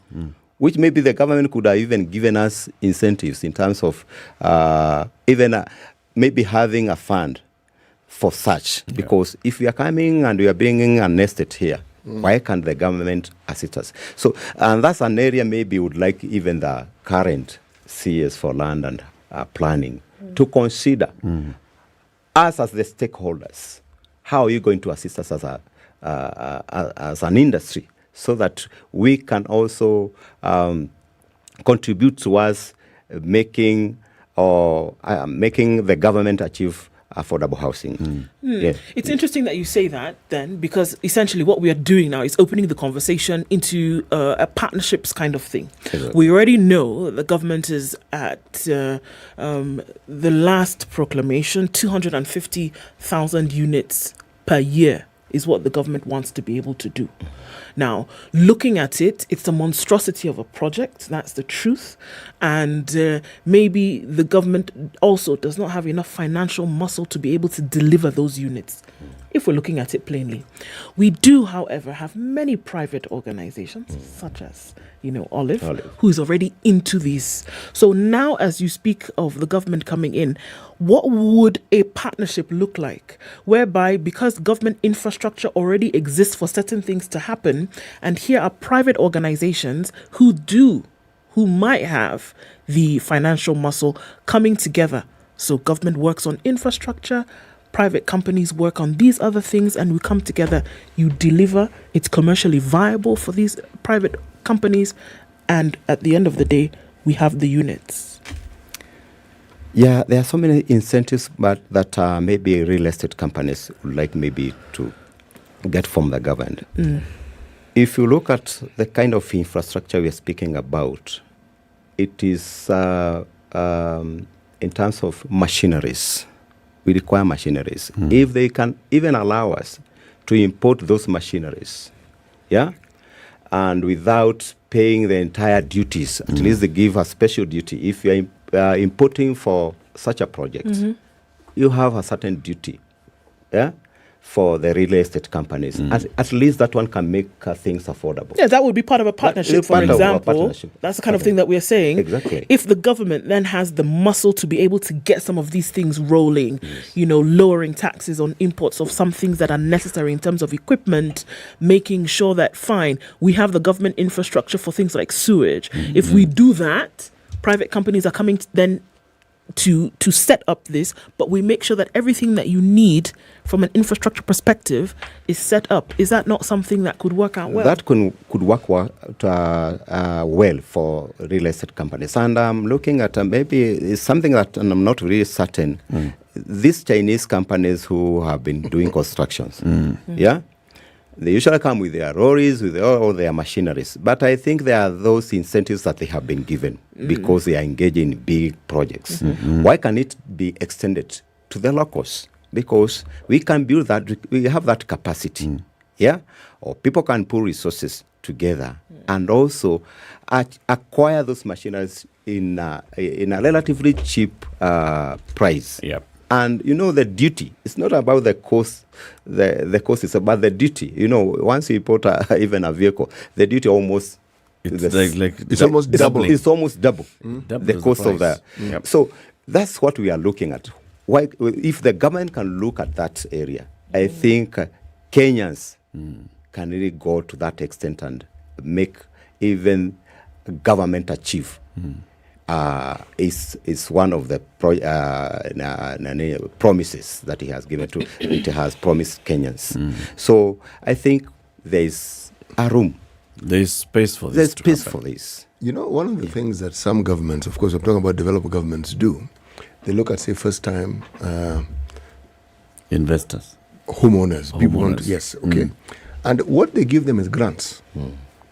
Now, we know that if you save through NSSF, you may be able to, should we say, access certain monies. The Retirement Benefits Authority, in a retirement scheme. Exactly. That scheme is now, there are schemes that can make it possible. And these schemes, the government has a big say in it. They can make some certain, this thing that we're talking about through partnerships. They are the government. Now, a PPP that involves, because these schemes have money, the funds sit there, they have them. But how can if the Mwananchi can access it, then it means the Mwananchi can do these things that we're talking about, because they will have. But right now, you seem to be left on your own to rely on your own resources and your own wit. Okay?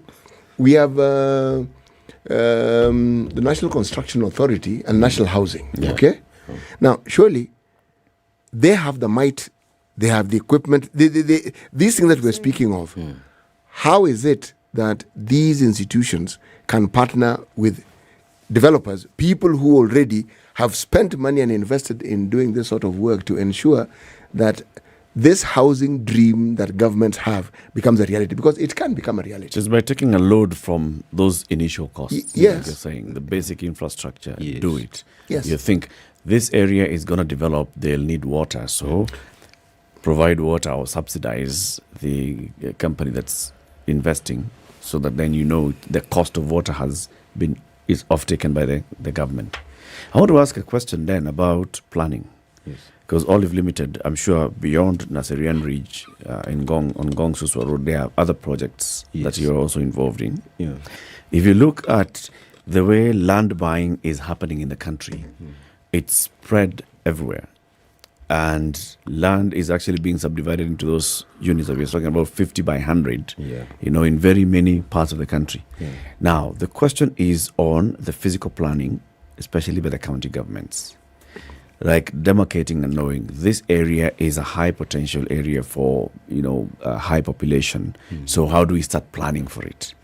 Do we have amenities already in place or planned and said, this, if you buy a piece of land here, you'll only be able to, we can zone it. This will be industrial. Or if you buy a piece of land here within this radius, you must have provision for school, for a hospital, for this and the other, which will be government and public facilities. Do you get that kind of vibe when you go to the counties and you're seeking to subdivide land and you're meeting at the lands board? Do they ask you anything like, okay, so how many people are going to live in this area? We know you have bought this 50-acre piece of land, you're subdividing so that you can bring a community to live here. Your neighbor has 100 acres, they have subdivided so that they can have another X number of people. We don't have a school that is covering this 1,000 people. You must have a school. I think majority of the county government, Olive have concentrated its businesses within the UGB, that is within urban growth boundary, that is Nairobi and its environment. And we have the county government of Kiambu, Machakos, Kajiado, and most of them, all of them, not most of them, all of them at least, you must have those, they must approve. So at least they know what they require. But what they are lacking is any incentives, because even for those approvals, they really charge us a lot of money for them to approve those plans. And it's something that the government need to do, because the counties, the difference is very big. What the Machakos County is charging is different from what Kajiado is charging. It's different from what Kiambu or Nairobi is charging.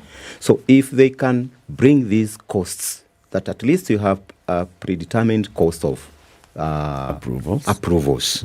At least it can manage, it can assist us in terms of even the pricing of some of these properties. So in terms of planning, those approvals, they are done by the county government. They can't. But do they have a master plan? Like, for example, Kajiado, you're in Kajiado, yes. Naseran Phase 3 is in Kajiado. Yes. And this is a newly developing area. Yes. Is Kajiado County looking at this and saying there's growing interest and we are within the urban growth zone, the boundary, so let us make sure that, first of all, the county government itself sets aside public land. Here we're going to have a market, here we're going to have a shopping center, here we're going to have a public school, here we're going to have a hospital in future. So when Olive is coming, they're told, you fit within this area which has access to this school, this primary school, this secondary school, this hospital. You see, initially when the adjudication was being done, speaking about the Kajiado County government, they had that provision. Mm-hmm. So they had set aside provision for schools, for shopping centers, and still now they have zoned. There are areas that they can't allow you to subdivide less than 5 acres. Okay. Yeah. So already they have zoned. Okay. That one I can applaud the county government of Kajiado. They have already done it in terms of zoning, that you can't subdivide certain areas into 8s. So already they have zoned. And that's why you need to, for them, you must pass through their offices for approvals, so that they all see, identify if you are falling, the land is falling within the areas they have zoned. The kind of approvals, are you allowed to subdivide 8 or subdivide 5 acres? Because that's how they have done it. So when the adjudication was done, they had given all the provisions, even for police stations and of such. So for the county government, where right now we have the project, that one they have done. You say that there is going to be is it a shopping center and a market coming up? Yes. How far from Naseran Ridge? In fact, we are speaking, we are just next to it. I'm saying 200 meters. Yes, that's 200 meters. In fact, from the Idikiro shopping center, where the bus stop will be, we are just 200 meters from there. And that's why I'm saying some of the properties that's neighboring, some of the parcels that are neighboring that shopping center, we have set aside for commercial, because in future, this will be a commercial. It will be a commercial. That falls into place with what you said earlier on when you started speaking about looking for properties to buy so that you can actually make business out of them. You intelligently look at where development is and where it is going. Yes. And so by the time it comes, it finds you already there. It finds you there. Okay. Yeah. I have to ask. Yes. Are you thinking of a phase 4?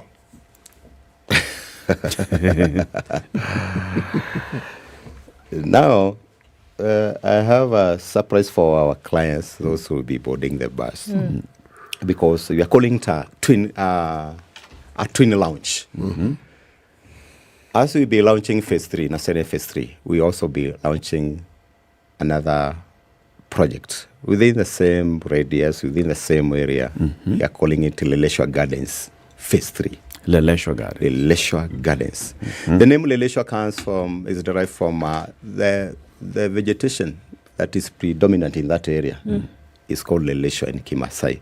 In fact, Leleshwa derives the name from the same vegetation. It used to have the same vegetation, Leleshwa. So we are telling people, those who did not own now are not able even to have land in Leleshwa, they can come and have one in Leleshwa. Yes. So you'll be launching it on Saturday? On Saturday.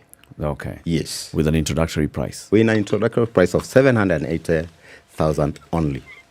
Great. Peter, we thank you very much for joining us today.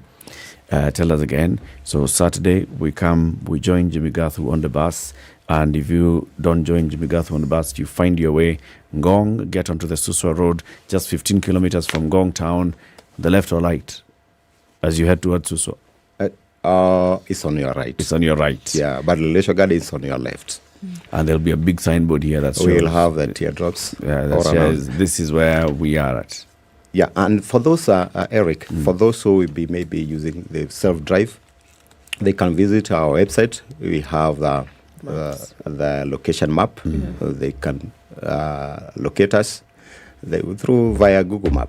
Mm-hmm. It will take us up to the place. So if they visit our website, www.olivelimited.com, they'll find it. Yes, they'll find it. Peter Kariuki Getao, Director of Olive Limited. A very good morning to you. 8 a.m. More conversations in the next hour. Spice up your life.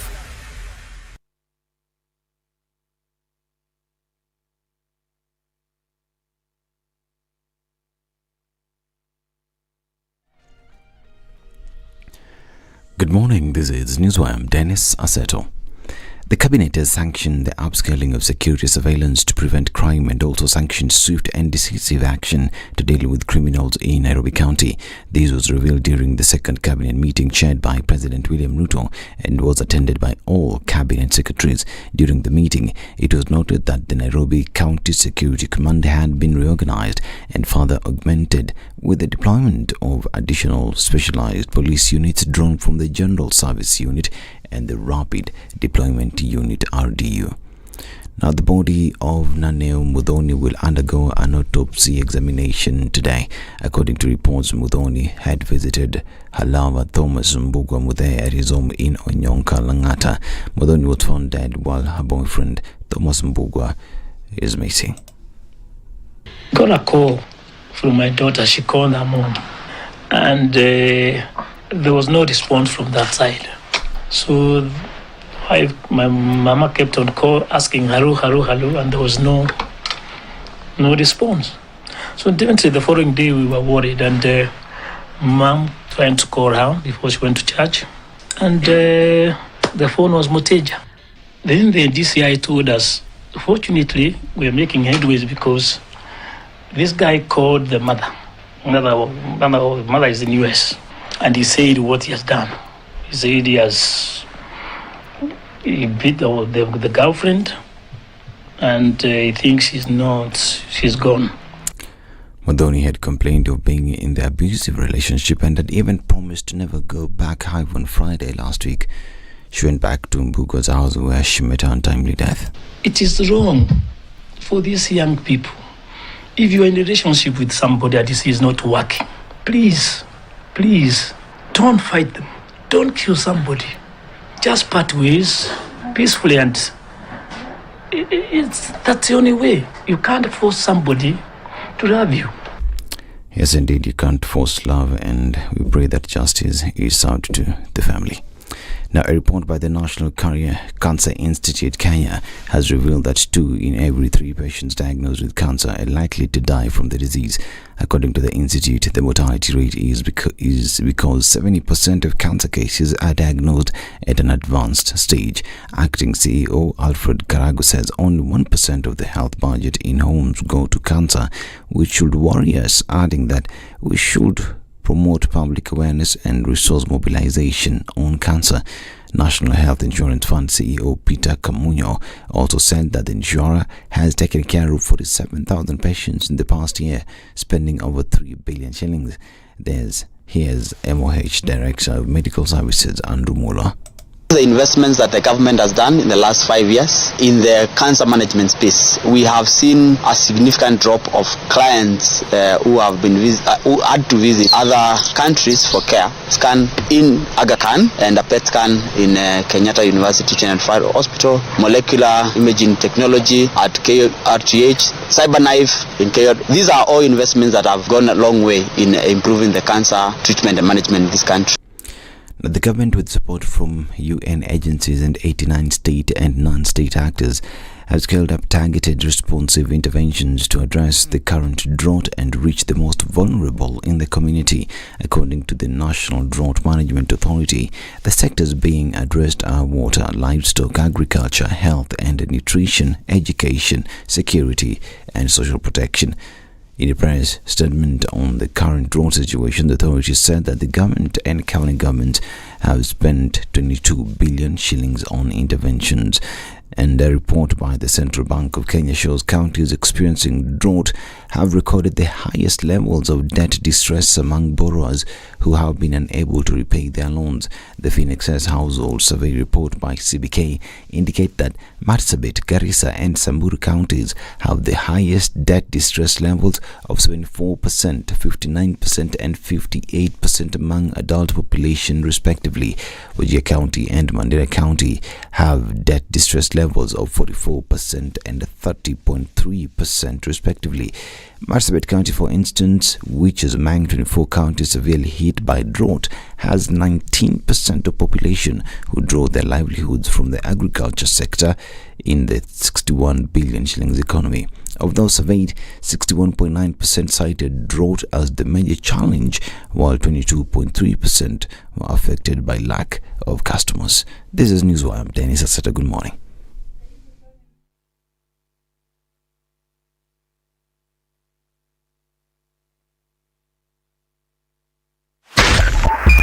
.5 Spice FM, Kisumu. Okay, so there's a competition between Jogo Road and the Thika Superhighway today. Who's going to win? And I think the person the road which has less traffic is the one who's going to win because it looks like it's a total mess today. We're also looking at Links Road. Let's look into Mombasa. Links Road, Nyeri is a mess as well. And we're looking at different parts of the country today. So out of Nairobi into Mombasa, people are having trouble getting from point A to point B. But back into the capital, the Thika Superhighway started off crazy. From the TRM out then towards the city. And we're looking at Jogo Road starting as far back as the connection from Manyanja Road all the way towards Landis. So it doesn't look really good at this point. It doesn't help also that the weather's a bit foggy here and there. And so folks have to slow down considerably. So let's look at other parts of the city, looking into Westlands coming into the CBD. Coming off Mombasa Road is not too bad. But then we're going to look at Ngong Road, and that's starting to build up. Raila Odinga Way is already taking a hit from the traffic that's coming off of Langata Road. So yes, it's a busy Wednesday, smack dab in the middle of the week. We'll keep an eye on things as they progress through to 8:30. Let's take a look then and see what it looks like. Keep talking. SpiceFM KE on Twitter.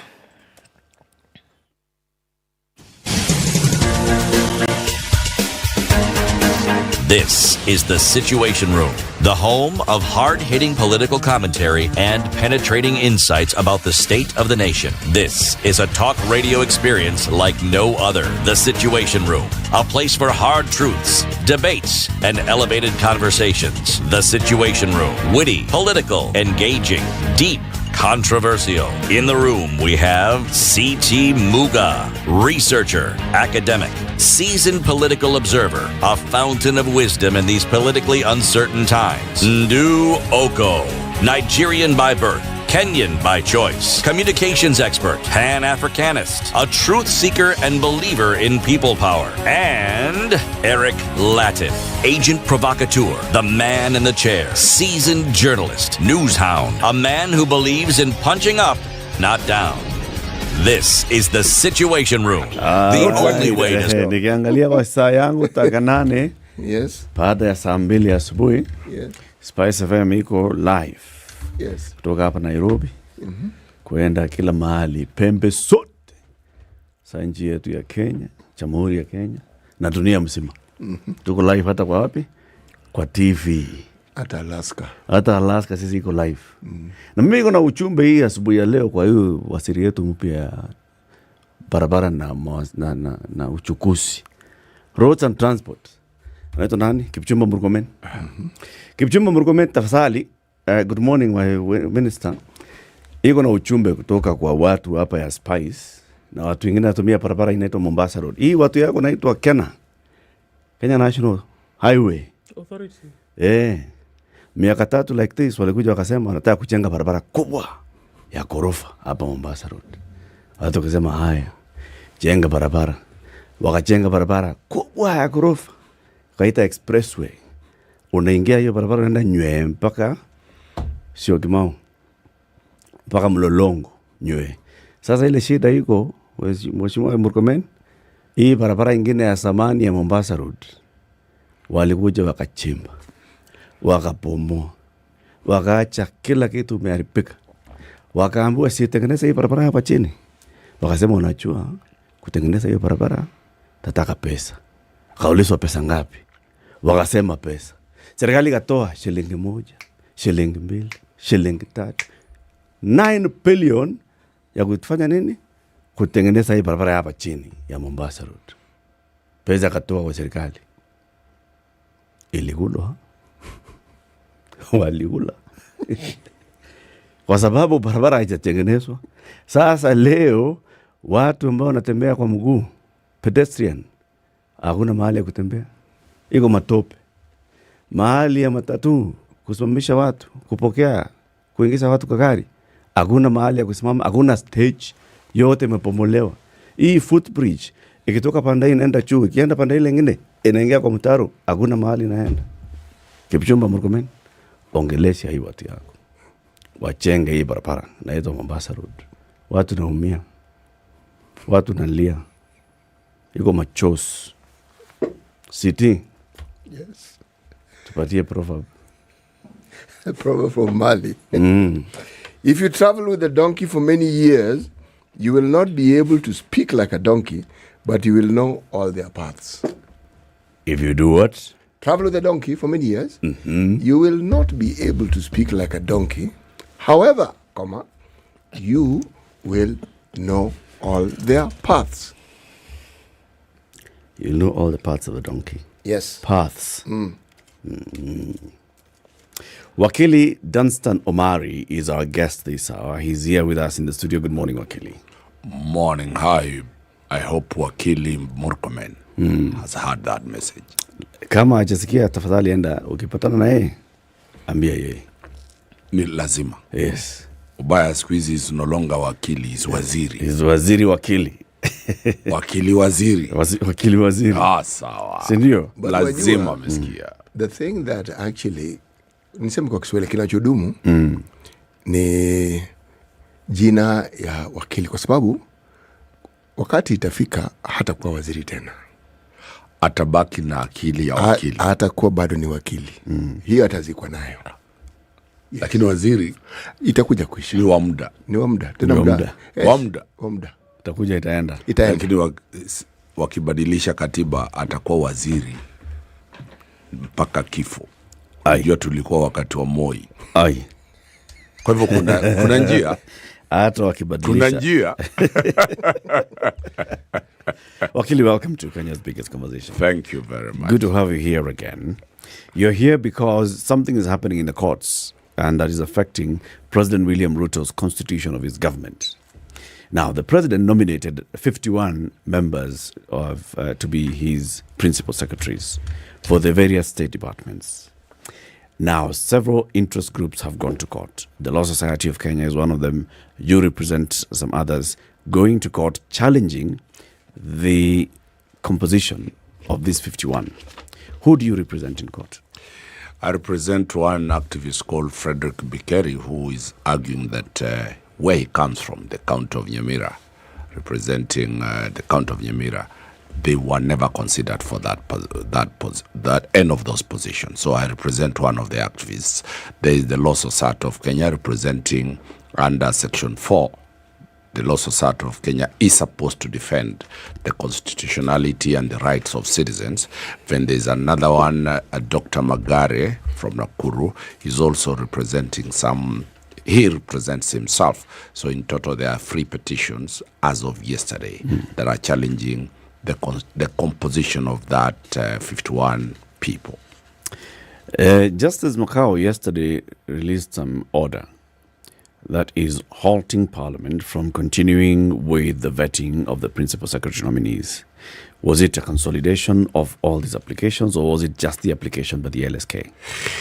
LSK had, the first person who had filed is Dr. Magare. The matter went before a judge. The judge ordered Dr. Magare to serve. That was a petition filed on the 3rd. I did file another petition on 4th. These petitions were consolidated on Monday, and directions were supposed to be issued yesterday. In those 2 petitions, the Law Society of Kenya had applied to be an interested party, to join as to be enjoined. But before the judges could do that. On Monday, the judge who was supposed to sit to hear those matters was on official duty. The Law Society of Kenya filed a petition number 192 in the Constitutional Court, and therefore the orders were issued. Now, the directions of the court is that all the 3 petitions will be consolidated, and they will appear in court on the 21st of this month for an inter-parties hearing. What is the main bone of contention with this petition? The 51 Kenyans who are nominated by the president do not meet the constitutional threshold of how the face of the republic is supposed to be. One, the tribal diversity. Kenya has more than 46 tribes. When you look at the composition and you've looked at the Law Society of Kenya, argument is that out of 44 tribes, 2 communities, the Kikuyus and the Mount Kenya region and the Kalenjins constitute 13, that's 26, leaving less than 20 slots available for other Kenyans. That the angle of ethnicity is not catered for the diversity of ethnicity. 2, people who are the youth are not in that group. 3rd, the gender issue. There are 11 principal secretaries from the female gender against the male gender, that is 44. That is an inequality that cannot be contained. Remember, there is a contention that Parliament must have at least a third of gender representation. So we are challenging that the women have not been given the equal opportunity to be representative in the PS position. People with disabilities, that is another condition that the law, the Constitution demands that at least people with disabilities must make at least 5% of the composition of government.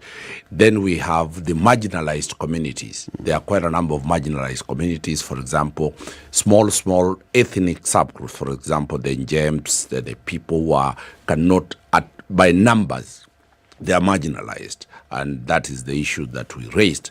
And also the composition of the CSs vis-a-vis the PSs. So really those are the constitutional thresholds that in Article 10, any appointment to government must be accountable to the Republic of Kenya.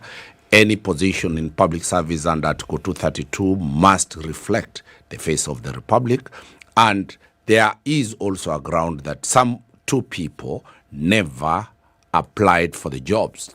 If indeed that is true, because we've demanded that Article 35 to be given the names of the people who originally who applied, sent in the application. Surprisingly, Public Service Commission did not publish the names in the big newspaper called the Standard of all the people who applied. They only told us the people have been shortlisted.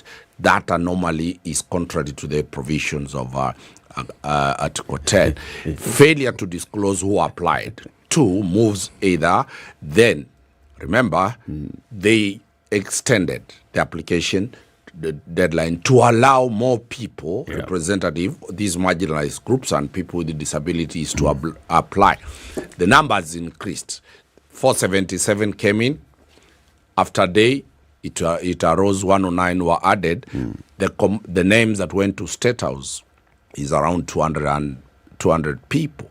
The question is, which we are raising, inclusivity of every gender and every tribe. What was hard? The positions are 51. Why could the president not give each tribe one position? That is 44.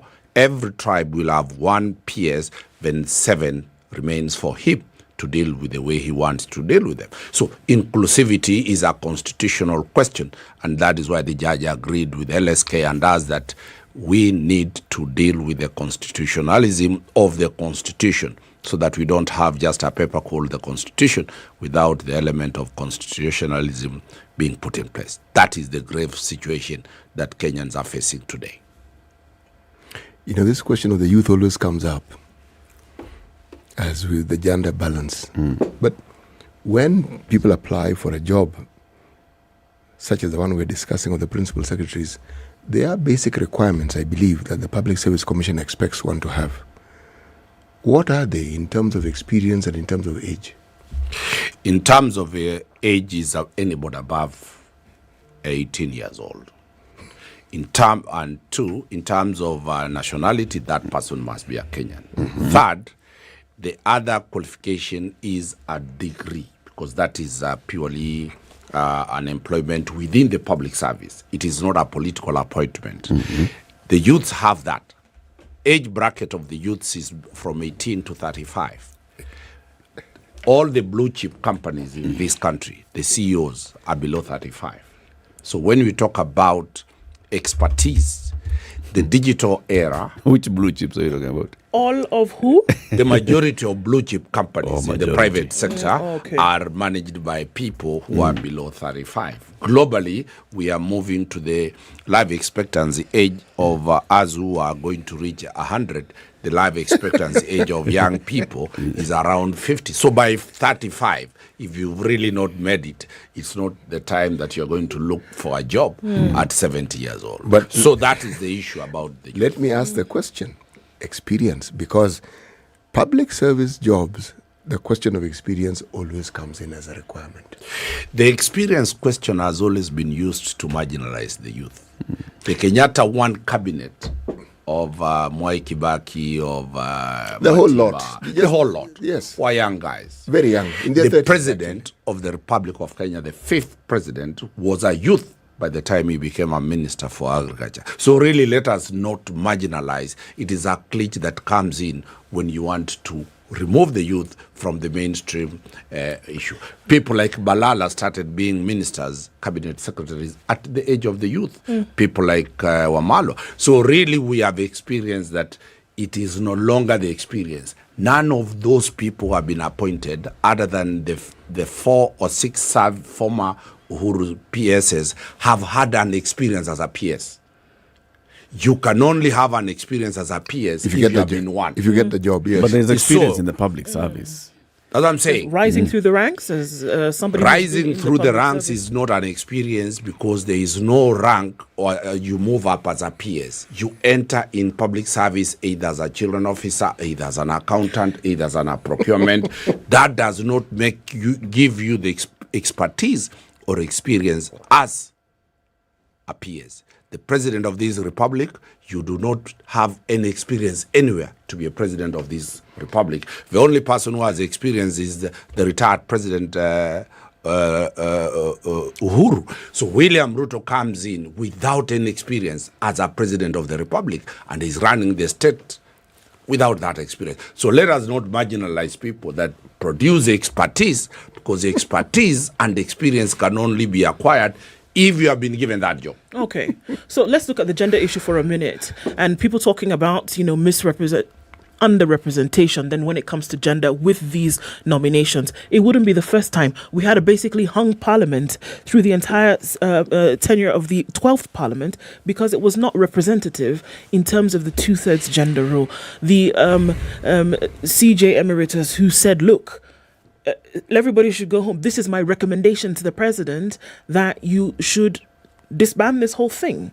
That hung in the balance as well. So upon which threshold then will be used when we're looking at the nomination of these? The entire legislation of the country for 5 years did not follow the rule. How would things make a difference now with these 51 nominations? And we're saying that the gender balance, because again, it's one of the bones of contention for which the court must rule or not on this particular holding of the order. So what difference will it make now? The issue that is very, very critical on the question of gender is that the legislative arm of parliament has completely failed to get this right. Within the manifesto of the bottom-up approach of Kenya Kwanza was that within a stipulated timeline, they will ensure within a year, they will ensure that the gender equality rule has been actualized. Mm-hmm. That is supposed to be starting from appointment position. Mm-hmm. Cabinet. Out of the 22 members of cabinet, only 7 were women. We expected parliament to represent us and reject that gender inequality. Parliament became a conveyor belt. Nobody went to court to challenge because every Kenyan hoped there is parliament that is representative, that understands the gender question, it will reject that number. After it became a conveyor belt, the next positions coming are the 51 principal secretaries. That is why everybody is now rushing to court, that we have no confidence in parliament vetting. Let us go to the courts so that the courts intervene. And the courts have intervened. The gender rule question is not a token. It is not a privilege for women or for any other gender to be given as a token. It is a constitutional right. It is a requirement that every person must comply with, and that is why the issue of gender now in appointments must start reflecting from the face of the principal secretaries. The question about the principal secretary, the functions of a principal secretary is the distributor of the national resources, financial. Cabinet is policy. The person who sits with the knife with the national cake to distribute whichever way in terms of finance and in terms of human resource is a principal secretary. That is why in the old constitution they were called permanent secretaries. Others are temporal. This position, if women are not seated there, the distribution of the national resources will be skewed in favor of the men. And that is the reason as to why we are saying the right, that constitutional right must be upheld. We put the president and Kenya Kwanza to task. There was a conference at our stadium with the women, and they signed a charter. And the charter was the government of Kenya Kwanza, if it is formed, will be 50-50. What went wrong? What went wrong? The manifesto is there. We have annexed a copy of the manifesto. We have annexed the articles of the Constitution. We have annexed all international instruments protecting the women. So if we don't treat our sisters, if we don't treat our wives, if we don't treat our daughters as equals in this country, then where do they move? Do they move to Somalia or any other country? This is their country. They contribute taxes to this nation, and therefore they must be part and parcel of the national discussion of this country. What's the hope that the courts will do? If we're going by historical experience, to say that even if there's a court order in place and that things will change as a result of what the court would or would not say, what is the hope? Because it is not prescribed. It's not that we can look into a book and we'll find what the formula is as per what the courts will do, and then we'll get people to rejig the whole nomination process, zhuzh it up so that it now, meets the desires and aspirations of everybody concerned. What is the hope? That it'll send President William Ruto back to the drawing board? This country cannot develop based on hope. Neither will this country develop based on somebody's goodwill. This country will be governed purely by the constitution of this country. Under the regime of President retired Uhuru Kenyatta, there was disobedience of court orders. In the campaign trail, even at the swearing in, the President of the Republic of Kenya, 5th President Dr. William Ruto, swore that he will defend and uphold the constitution. Among the pledges that he has given is to respect orders of the court. He has completely respected the orders of the court. Miguna is back. That was a court order. We have the 6 judges that had not been appointed. They have been appointed. That is a respect of the court orders. This is the first court order. We want to see whether he is, within 61 days, he will have eaten his own words and said he will rule this country with impunity. The question is that our role is to get the court orders. We have gotten the court orders. Yesterday, vetting proceeded on because service had not been affected. We want to see, after service has been affected today, if the Dr. Halwales of this country are saying that that is hot air, it will be ignored, will then be, the question is, what then will be the difference between the old regime and the new regime? We believe strongly that the 5th president of this republic has no option. Let us put it that he has no option. He can only challenge. If we got a court order in the High Court, he can rush to the Court of Appeal or to the Supreme Court. The finality of court orders, for now, is that vetting is halted.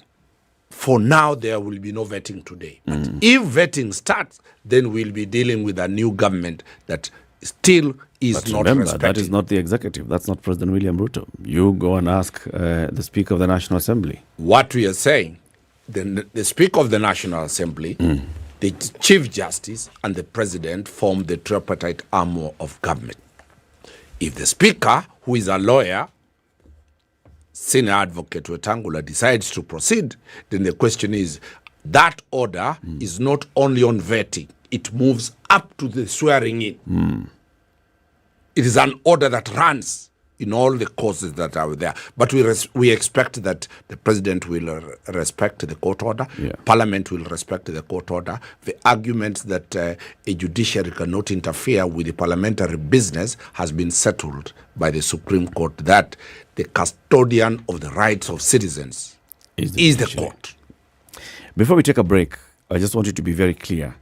In the consolidated application before the court now, what are you seeking? Are you seeking that the courts declare the nomination of principal secretaries unconstitutional? The prayer that we are seeking is true. That list is unconstitutional. That list is an illegality. That list does not meet the constitutional threshold. Therefore, a new list that complies with the constitutional requirement be put in place before Parliament vets them. That is the prayer Kenyans have sent us to take to court. Okay. 8:30, lawyer Dunstan Omari is our guest this morning. He's representing one gentleman from Nyamira County who's gone to court and says, the PS nominees by President William Ruto, unconstitutional.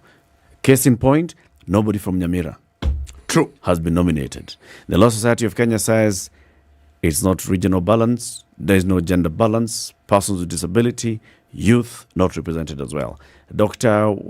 Magari. Dr. Magari has also gone to court. Those three consolidated petitions out in the court, and the court has issued an order, first of all, just halting the ongoing vetting of principal secretaries. We want to understand why and get into the details of it. Ndu, yes, please tell Wakili about what's happening between the 10th and the 20th of November. 10th to the 20th of November, it's Italian Cuisine Week. Italian restaurants in Nairobi give you the chance to order a main and get the famous tiramisu dessert. And culture is being celebrated through cuisine around the world. Kenya, being in the world, is also getting an opportunity to do that as well. So walk into any of 8 different restaurants in Nairobi, order the main, and you have a chance to taste the famous tiramisu dessert, and then you can tell us who has the best. I know you often have your meetings, here and there over lunch, getting somebody to discuss this thing. You can go and order your main and have your dessert for free, and then tell us which one is best. With the cutters of spice, I will not even go to court. Before I go there, have it just now. Immediately I leave here, tell them to prepare. He's coming. Yes. I'm on the way. All lawyers will be there. Let's check the weather and traffic, and then when we come from the break, you'll tell him the lists of the 8 participating restaurants. This is the Situation Room, the only way to start your day. Yolanda Mulu, DJ Absolute. When the gang is together, got the sugar, got the spice. Yorada. Yes. I have missed you like hot hamburgers. Yeah? Like hot hamburgers. Bad boys give more money than you can count. Hey, bad boys give more money than you can count. If it's fun, it's funky, it's fresh, you're definitely going to catch it here. I don't know what you do every day from 11 a.m. to 3 o'clock, but if I were you, I'd tune in to Sugar and Spice only on 94.4 Spice FM, Nairobi. So if you say it's on, then it's on. Yeah. The rain continues in parts of Nairobi at 17. We'll see highs of 23 and highs of 23 as well. In a cloudy Nakuru, it's 19 and cloudy. In Nyeri, highs of 22 and highs of 23. In a cloudy Eldoret at 17. Mostly cloudy conditions at 28 in Mombasa. It'll go to highs of 31, and we'll see highs of 30 in a now rainy Malindi in some parts at 27. It's 22 and mostly cloudy in Kisumu, highs of 26 and highs of 24 in a cloudy Kakamega at 21. Kampala is cloudy at 20, highs of 25, and we'll see highs of 31 in Dar es Salaam, where the rain is also coming down at 27. Rising temperatures to 19 now in Johannesburg, highs of 26 today, and mostly clear in Lagos at 25, and we'll see highs of 32. 30 will be the high in Kinshasa. It's partly sunny right now. It's 24. It'll come down to 23.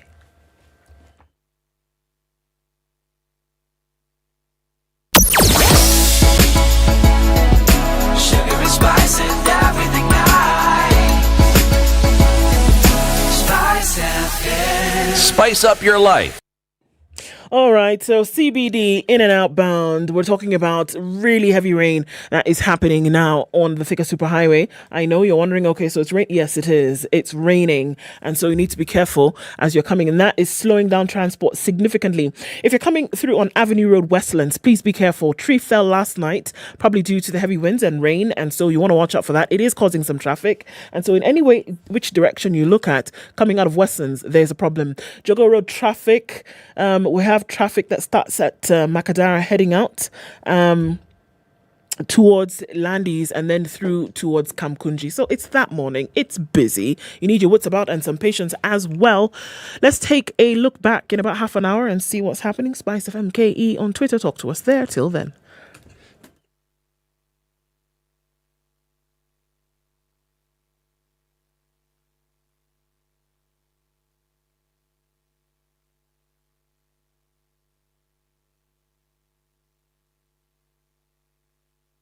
Mature, intelligent talk every morning. Spice up yourself.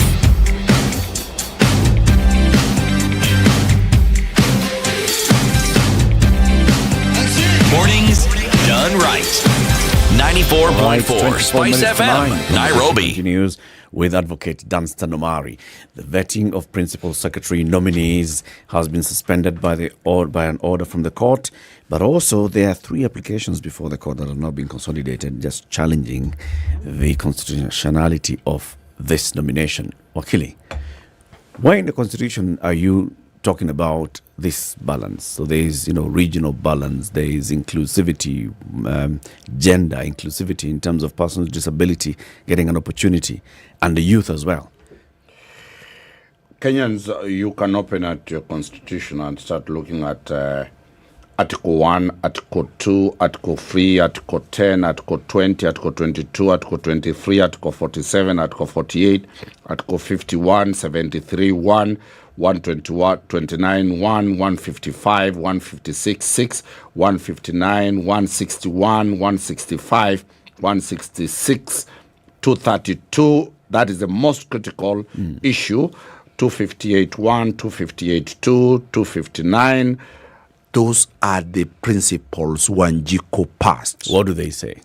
And all of them in summary, because many of the listeners of Spice will not be very lawyers by training, but they are lawyers because they learn a lot from Spice FM, is that they say in any appointative position, at least 1/3 must be from the other gender. 1/3. It is compulsory. The judiciary itself is doing 50-50. 50 gender men, 50 gender men. Parliament has not met this threshold. What on earth should an appointative position require? Are there women who don't have degrees in this country? Are there women who don't have skills? Are there women who don't have those skills? So the constitutional threshold in all these, in Article 232, that is the public service, the article that deals with the public service, demands that the face of the Republic of Kenya appears in public service. Appears is the topmost job in public service. And that is why their employer is the Public Service Commission. That is the basis on which we are moving to court, that let the president comply with Article 232 on questions of public service and the face of the Republic. Are we saying that if you look at PSs, then you just isolate and say PSs, you must have the provisions of the Constitution met just by PSs, and then you'll go to other appointive positions, ambassadors, that also must isolate, it must meet. Look at CEOs of state corporations, isolate that also must meet. Or can you just say all of these are state organs, and if in totality there's gender balance, if in totality there's a face of the republic in terms of the communities of Kenya, if in totality the youth are also represented, then you're fine. From the lowest class of public service, job group A, that is the lowest, the cleaner, to the PS who is in job group T or S, that principle applies. The face of the republic must be there.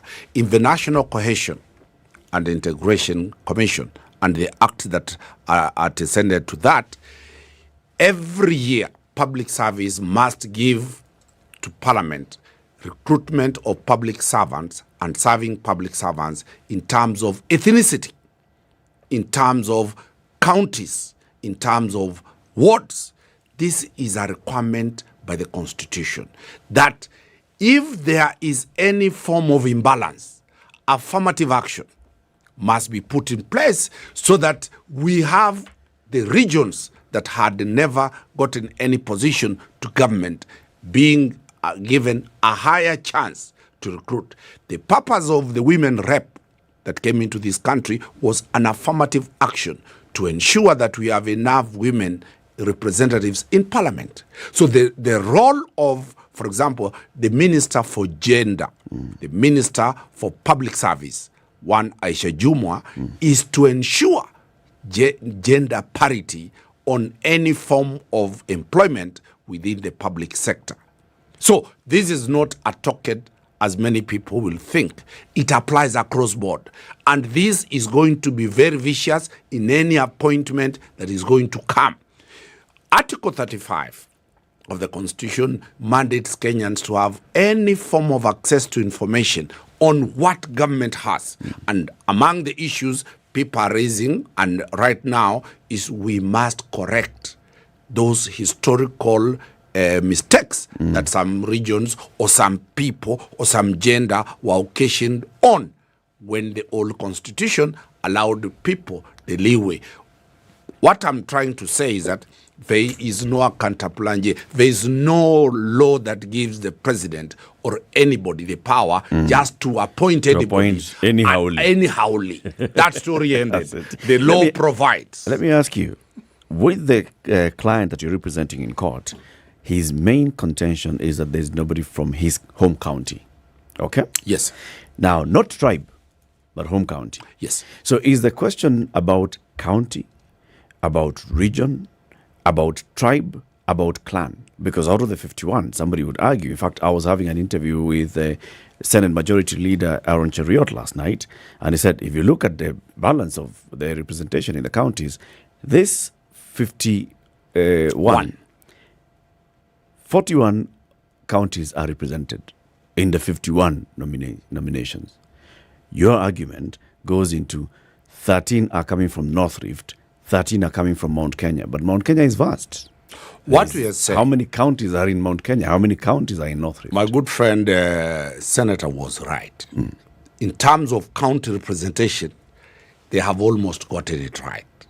In terms of ethnicity, these are two similar. For example, Akisi living in Mombasa is appointed. That is Mombasa County. Akisi living in Kwale is appointed. That is Kwale County. Akisi living in Hola is appointed. That is Hola County. The Constitution is able to deal with that mischief. There is the county, there is ethnicity, there is gender, there is whether all these ingredients must be met. So you want to look at tribe?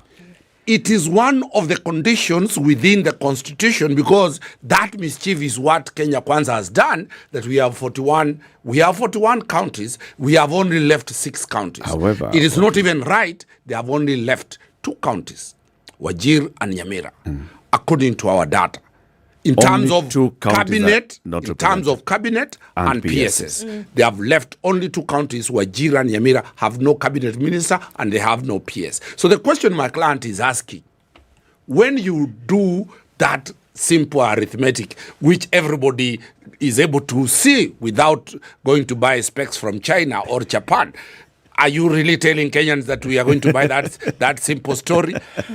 But Wakili, let me ask, in the Constitution and also in the laws that have been passed, does it talk about tribe or does it talk about... The face of the Republic of Kenya is not... The face of the Republic of Kenya is in terms of ethnic, the diversity of ethnic regions. So then, is it a mistake when the Public Service Commission only requires people to state the county where they come from? Tribe is very critical. Because the Public Service Commission does not ask you what tribe you come from. They ask you what county you come from. You'll be surprised. The Teacher Service Commission doesn't ask you the tribe. You'll be surprised. The military doesn't ask the tribe. The Police Service Commission doesn't ask the tribe. They only ask county. If you read the national cohesion, the question of ethnicity is at the center of everything. When you talk about county, a county does not have one hegemony in terms of ethnic composition. A county like Migori has the Kuria, and you have seen them under Article 188 fighting to create their own county, because the question of ethnicity is the bedrock for rising to political or elective positions. The basis of political mobilization, which creates executive power in government, is a tribal question. And the Constitution looked at it. The face of the Republic of Kenya is in terms of ethnicity. The basis of others are the diversity of gender, diversity in terms of disability, diversity of all this. That is why Article 52 creates groups that are marginalized.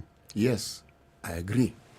But is there any specific article, any specific mention of what we are discussing? Because beyond Chapter 3 on the preamble of the Constitution, we talks about proud of our ethnic, cultural, and religious diversity and determined to live in peace and unity as one indivisible sovereign nation. What we are saying seems to be extrapolated from many aspects of the law that we have, but there is no, at least as a layman, I do not know of any specific law that just deals directly with the ethnicity and the divisions and the inclusivity of ethnicity. Is there? Read. You've forgotten the word ethnicity there. It is you who has implicated yourself. Read the preamble. Proud of our ethnic, cultural, and religious diversity and determined to live in peace and unity as one indivisible sovereign nation. I'm speaking of the specificity. That's the word. Ethnic is the preamble, number one. Yes. The preamble of the Constitution is what takes the tone of the Constitution. You've gotten it right. Kenya appreciated that we have a multi-ethnic diversity. Yes. And in the preamble, we are saying that we are proud of that ethnic diversity. Yes. And it must form the basis of any decision. Into every article, we must be alive to the reality of a difference of religious and ethnic background of Kenyans. Is this composition and alive to that? And cultural. Those three things, the whole of the Constitution, every article is alive to that.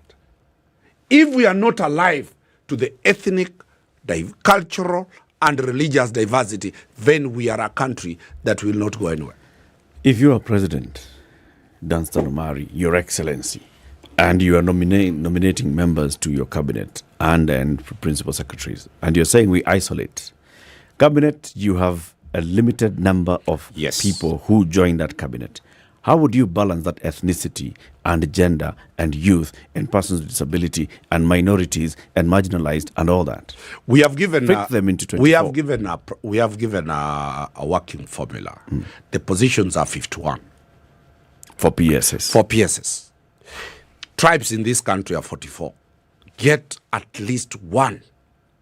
If you get somebody with disability from Nyeri, get somebody of gender from Murang'a. Get somebody. For example, when you look at the cabinet position, I know you've never gone to Moranga and got a constituency called Kandara. In Kandara constituency, it has two cabinet secretaries. Two. The Minister for Finance, the cabinet secretary for Finance, cabinet secretary for Water. One constituency has two. 289 constituencies are left to struggle to fight for 20 positions. Is it a fair representation? The question of resources, taxation is what runs a government. When it comes to KRA, tax is collected from everybody in this country. They have a right for representation. Karengata Association went to court and challenged the question of taxation without service. So the issue is, are you going to tax people from regions that are not represented in government? Region, not either region, either community or gender. Are women going to say they will withhold taxes because they are not represented? This is not formation of a government, a political party. This is formation of a national government. And a national government, resources must be given even to those areas that never voted. But surprisingly, when you look at the political matrix, the voting pattern of the whole country, both Azimio and Kenya Kwanza got votes across board. Everywhere. Kenyans have a right. We are no longer in political agitation. We are now a country that is united, a country that everybody, the principle of equality of the law, and not feeling discriminated because you voted this way or because you are a woman or because you are this tribe. The question of equality of the law applies now. That now Kenya Kwanza must come to the reality that they are supposed to distribute not the Kenya Kwanza cake, but the national cake that is baked by taxes that are collected by every single Kenyan of this country. You know, I hear when you talk about gender, because it's very clear. I mean, gender, it's male, female, and that's how we're looking at it. And so when you say there are only 11 women out of the many nominees, then there is an issue there that's clear to see. But the issue that I keep coming back to you on is this one of the face of Kenya and how you balance the face of Kenya. And you say you've done a bit of research. In fact, I'm just looking at this list of principal secretary nominees, and I know somebody who is the PS nominee for the State Department for Culture and Heritage is actually from Wajir County. And you're saying there's nobody from Wajir County who's been nominated either to cabinet or to PS. Wajir is represented. I might be wrong if it is from Wajir. This is from the list of principal secretaries. Yes. The people are raising some fundamental questions. I've said some mischiefs. The list, which I look both at... Get me one from Nyamira. Where they came from. Where I'll file a petition against. Get me one from Nyamira. So Nyamira is the only one. So not I'm representing not Wajir, a petitioner. I've not filed on Wajir. I'm representing a petitioner who is challenging the composition that his county, you know, lawyers represent specific instructions from our client. His county, nobody has been. I hear you. I was just challenging you on the fact that you said you have done your research and 2 counties are not represented at all in this. I will counter-check that. There are nominees also. I mean, there's a nominee who is a person living with disability in the principal secretary list. What person is that? Why doesn't government put it very clearly that there is one? If they show us that that person is disabled, I'm a lawyer, I'll tell you, people will claim to be disabled on very flimsy grounds. Let them prove that. Once we see the evidence, because we sought that information from the Public Service Commission, they never gave that information. Now that they are going to file affidavits, they are going to bring ethnic profiling, they are going to bring to disapprove us. If we find that we are wrong, we are civilized people. We will withdraw the matter and say we are sorry. But for now, the perception is because they failed to give us information, the Public Service Commission failed to give us information, they'll bring that information to court. SpiceFM will have to have it, and we will counter-check. Is our allegations baseless or hot air, or is government's response cogent, then the process will proceed. The nominee who hails from Garissa County, let me just look for the photo, Abdi Dubat. That is, he comes from Garissa. I have restricted my argument to my petition. I'm on the issue of persons living with disability. What is the disability there? It's listed. You can go and check and count. I will check. We'll check. We'll check and count. How would you propose that a president constitutes government to have this constitutional requirement fully met, bearing in mind that the president appoints cabinet secretaries, the president appoints principal secretaries, president appoints ambassadors and heads of missions, president appoints boards of the various state corporations, president appoints, with the cabinet secretaries, president appoints the CEOs of, the boards appoint the CEOs as well, but the president appoints the boards of all these. How would you, propose that you make sure that the constitution is then followed to the letter? Article 3 of the Constitution provides for mechanisms to check the executive. It is either through oversight of representatives in parliament, it is either the people themselves, we the people, or lastly, it mandates everybody in Article 3 to defend the Constitution. That removes the old concept of locus, where you could be asked, what is your interest in this matter? And that is why the constitutional and judicial review of the high courts have been created specifically to deal with Article 47. Is the president's decision a fair administrative action? If not, you have a right to run to court. That is different from the imperial presidency that we had under the old constitution, which didn't have checks and balances for the executive. Arbitrariness and impunity was the order of the day. So today, any Kenyan has a duty to defend the Constitution. The media, the investigative approach by the fourth estate is one of the oversights created under the Constitution to ensure that the media is free, the media is objective, and it investigates this matter. What we are interrogating here is properly put into oversight the role of the presidency. So there are very many tools available to Kenyans to ensure that their government is put to check. Failure by parliament does not mean that Kenyans have been left orphans. There are very many tools available. And remember, there are tools like impeachment. There are tools like recalling of members of parliament who have gone on recess without us knowing, failure to do their job. There are constitutional mechanisms. There's Article 37 that allows picketing and demonstrations. It is a whole bunch of procedures available for Kenyans. So Kenyans, let them not think that they are weak. They have no option. They will be heard, and the president will be compelled within lawful means. All that we are saying, the lawful means provided by the Constitution to oversight executive must be activated so that we have a proper government that is accountable to the people who elected it. So that is the hope. Looking at these consolidated petitions, that is the hope. That we'll go back to the drawing board and that the president should be compelled to retract this list of nominees and to then look at all these elements making up the threshold and then nominate based on those. Is that what we're saying the hope is? Yes. For example, when we raised this petition, there was a PS, a principal secretary nominated from Kirinyaga lady, who was a wife to a sitting member of parliament.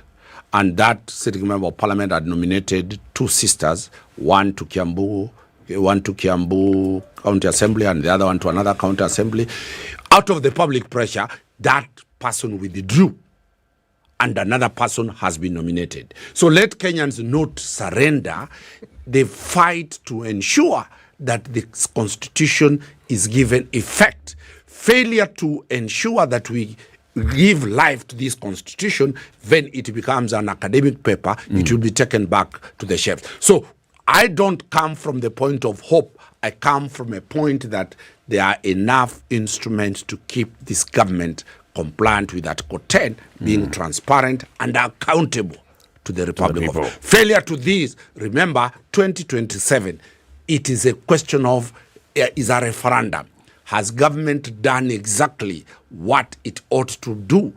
It will be re-elected. If it has not done that, it will be fired. So the constitutional frameworks are in place. Let us not tell people like the religious people that let us hope. Let us follow the law as it is for now. Naseran Ridge, thank you very much for joining us. In 5 seconds, how long do you anticipate a court case to go on? Until a point when the president then is told, all right, you can go ahead and appoint or give us a new list. Court processes. Weeks, months? Court processes, advocates are not in control. There are very many parameters in it, but this is a very, very, very urgent matter that is going to be dealt just like election petitions. We hope the courts will deal with these matters very fast, but the layers available remaining is where the problem is. The BBI took almost very many years to finish because this is a matter Kenyans are ready to pursue to the Supreme Court. But we hope justice will be done, or the president will look and give a new face, and that matter ends. Let him reconstitute a new list, send it to Parliament, and that matter is settled. Naseran Ridge, advocate, thank you very much for joining us. Keep it here for more conversations, 9 a.m. Will give room for primary school teachers who have upgraded to university degree qualifications to adequately support junior secondary and be compensated. NAPOC is also worried that a majority of Kenyan schools have no adequate resources in terms of infrastructure to seamlessly implement their competency-based curriculum. In a memoranda submitted to the 49-member Presidential Working Party on Education Reform at Chania High School in Thika Town, NAPOC said secondary schools are already too strained to accommodate pupils transiting from primary schools due to government's 100% transition policy that started 4 years ago. And the Kenya Union of Post-Primary Education Teachers, KUPPET, has threatened to protest against the Teacher Service Commission over what the officials term as mismanagement of the health service provider contracted by the organization to provide teachers with a medical cover. Bomet Branch KUPPET Executive Secretary Paul Kimeto said teachers were unhappy with the way they are treated by the service provider on issues of medication. Speaking at Tenwek High School during an examination preparedness briefing, Kimeto added that many teachers had been denied services because the provider said the activation system was not working. Kimeto argued that if the TSC was not in a position to address the matter urgently, local teachers would stage a peaceful protest to force the teacher's employer to look into the matter once again. And the Kenya Forest Services has intensified tree planting activities across the counties. The initiative is aimed at supporting efforts to tackle climate change. This is also in line with President William Ruto's plan to increase the country's forest cover by 30% by 2030. The service, in conjunction with the educational institutions, has planted 650 seedlings in schools together with students and the local communities.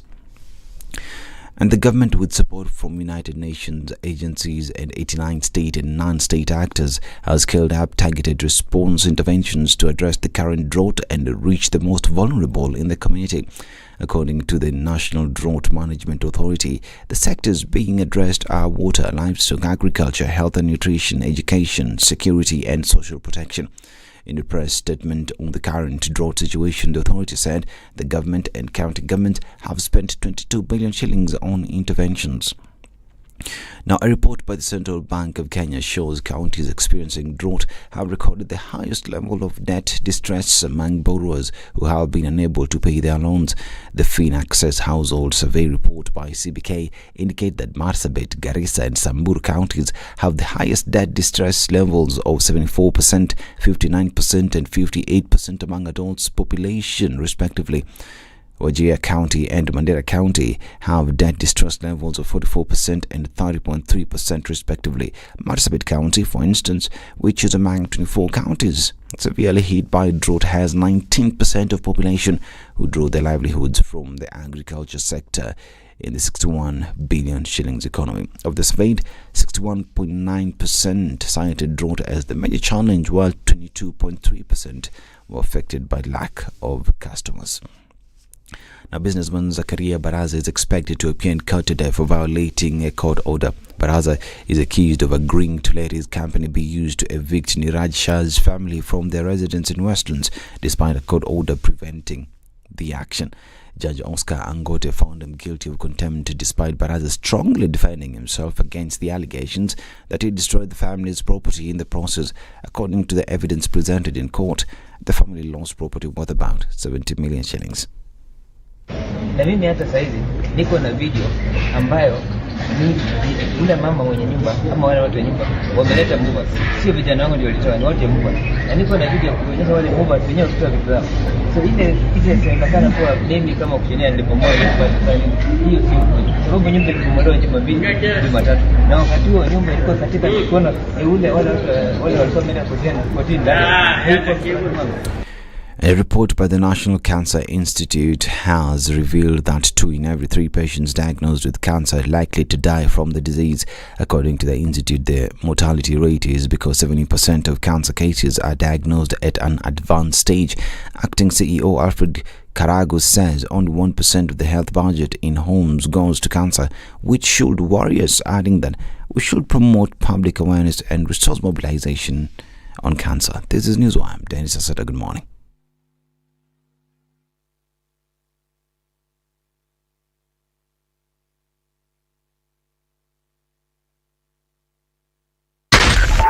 .4 Spice FM, Nairobi. All right, so that competition continues between Jogger Road and the Thika Superhighway. Not quite sure what. Well, we do know that there was that accident that happened on Thika Superhighway this morning, just around Allsop, slowed things down severely. And so we then have traffic of spillover different parts of the city today. Does not look pretty at all. Let's look at Lunga Lunga and then connecting with Jogger Road at the junction from Outer Ring, Manyanja, and then out towards Likoni Road. That whole quadrant is an absolute mess this morning. We're still looking at heavy traffic coming off of Langata Road into the CBD. It's really heavy coming off Gong Road as well. So this is madness today. It is raining in many parts. So that means the roads are slippery, fog lights up. You're going to need them. Please be careful as much as you can. It's looking... No, it's not. I was going to say it's looking better on the... It's not. It's not. It's not. SpiceFM KE, talk to us. Let's see what happens in about half hour or so. Try to keep it moving.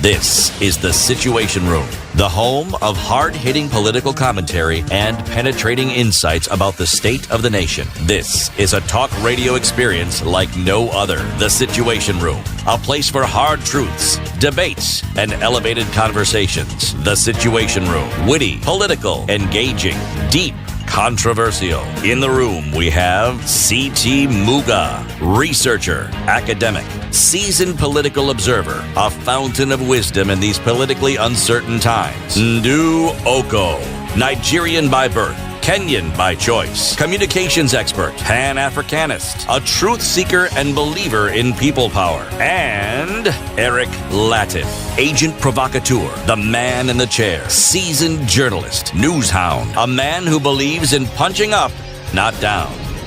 This is the Situation Room, the only way to start your day. This is the Situation Room, the 7 only minutes way after to 9. start your Good day. morning and welcome to the final hour of the Situation Room this morning. It's Wednesday, the 16th of November, 2022. Ndu, there's something we did not do. Oh, no. We didn't give the list of the participating restaurants for this week's Italian Cuisine Week. You want me to tell you? So please look for that list and then tell us, and then we know about it, and then we talk about it, as City is also just preparing himself with his Samsung Galaxy. Culture being celebrated through cuisine. That's what Italy is doing around the world, and it happens in Kenya as well. So go to different restaurants in Nairobi, 8 Italian restaurants: Cafe Concerto, Coltiva, La Dolce Vita, Lucha, and Villa Rosa Kempinski, Mambo Italia, Non Solo Gelato, Sugo, and Il Giocliere. Any of these restaurants in Nairobi, order a main and you get the tiramisu on the house. On the house means you do not do what? Main ya farasi. Main meal, yani main course. After you taste the small one, like the fish fingers, then now the main one, ile polenta ya ECT. I was like, now these ones, now they've just pushed it too far. That you go to an Italian restaurant, order main. Shall we forgive him? Let's just forgive him for today. Kule nywele ya farasi alafu utapewa dessert. He's the only one who knows the countries he has visited and countries where, countries where people that he has been eating. Yeah, and people where people eat horses. No problem. How are we supposed to comment on things we do not know?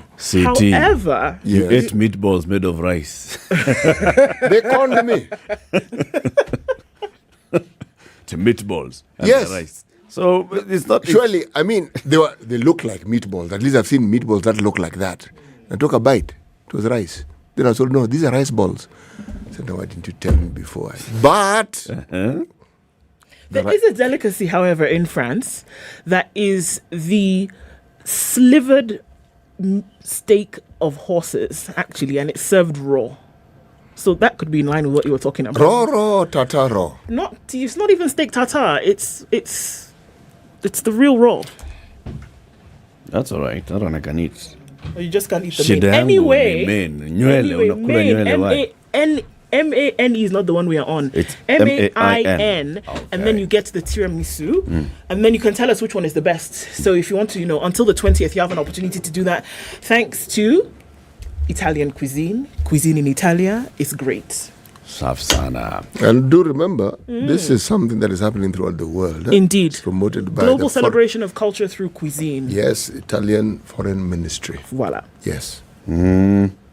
So, City. Yes, please. Now that you're holding your Samsung Galaxy Tab S8 Ultra. So you do like that with the proverb. You must understand that the tablet is a means to promoting this particular proverb. But because of the clear visibility that this screen offers, the reading becomes a pleasure. And even as we're thinking of virtual things, consider a virtual pleasure which you can experience only when you can read using this particular tablet. Right. If you travel with a donkey for many years, you will not be able to speak like a donkey, but you will be able to know their paths. If you travel with a donkey for many years, you'll not be able to do what? To live with a donkey. Yes. Good Lord. If there's been a discombobulation of that proverb today, it's been by this man. You travel with a donkey for many years, you'll not be able to live with a donkey. You'll only be able to walk with a donkey and know the path you followed. You know something? You must remember, these are proverbs written by human beings. And the reference to other animals, I don't think there was public participation in the animals. It's just human beings look at animal and deciding, okay, this animal I think thinks like this. And this is what. For all you know, if the donkey was given a chance, it might teach you how it speaks. It might even give an opportunity to understand. But human proverb, written by humans. For humans by humans. Yes, and depicting the understanding of the animals that they relate with on a daily basis. Yes. So. Okay. Sawa. We have guests in the studio this morning who are joining us, and we want to talk about technology, right? Yesterday we were talking about, is it possible really to have Africa's cheapest smartphone developed in the next 8 to 12 months? And we had a conversation with Latif in the studio. Now, today, we want to talk about virtual reality. Eric, we had a conversation with Latif Jirongo, because Latif, for most people, that is you. There's no difference between Latif and Latif. You're here every day, okay?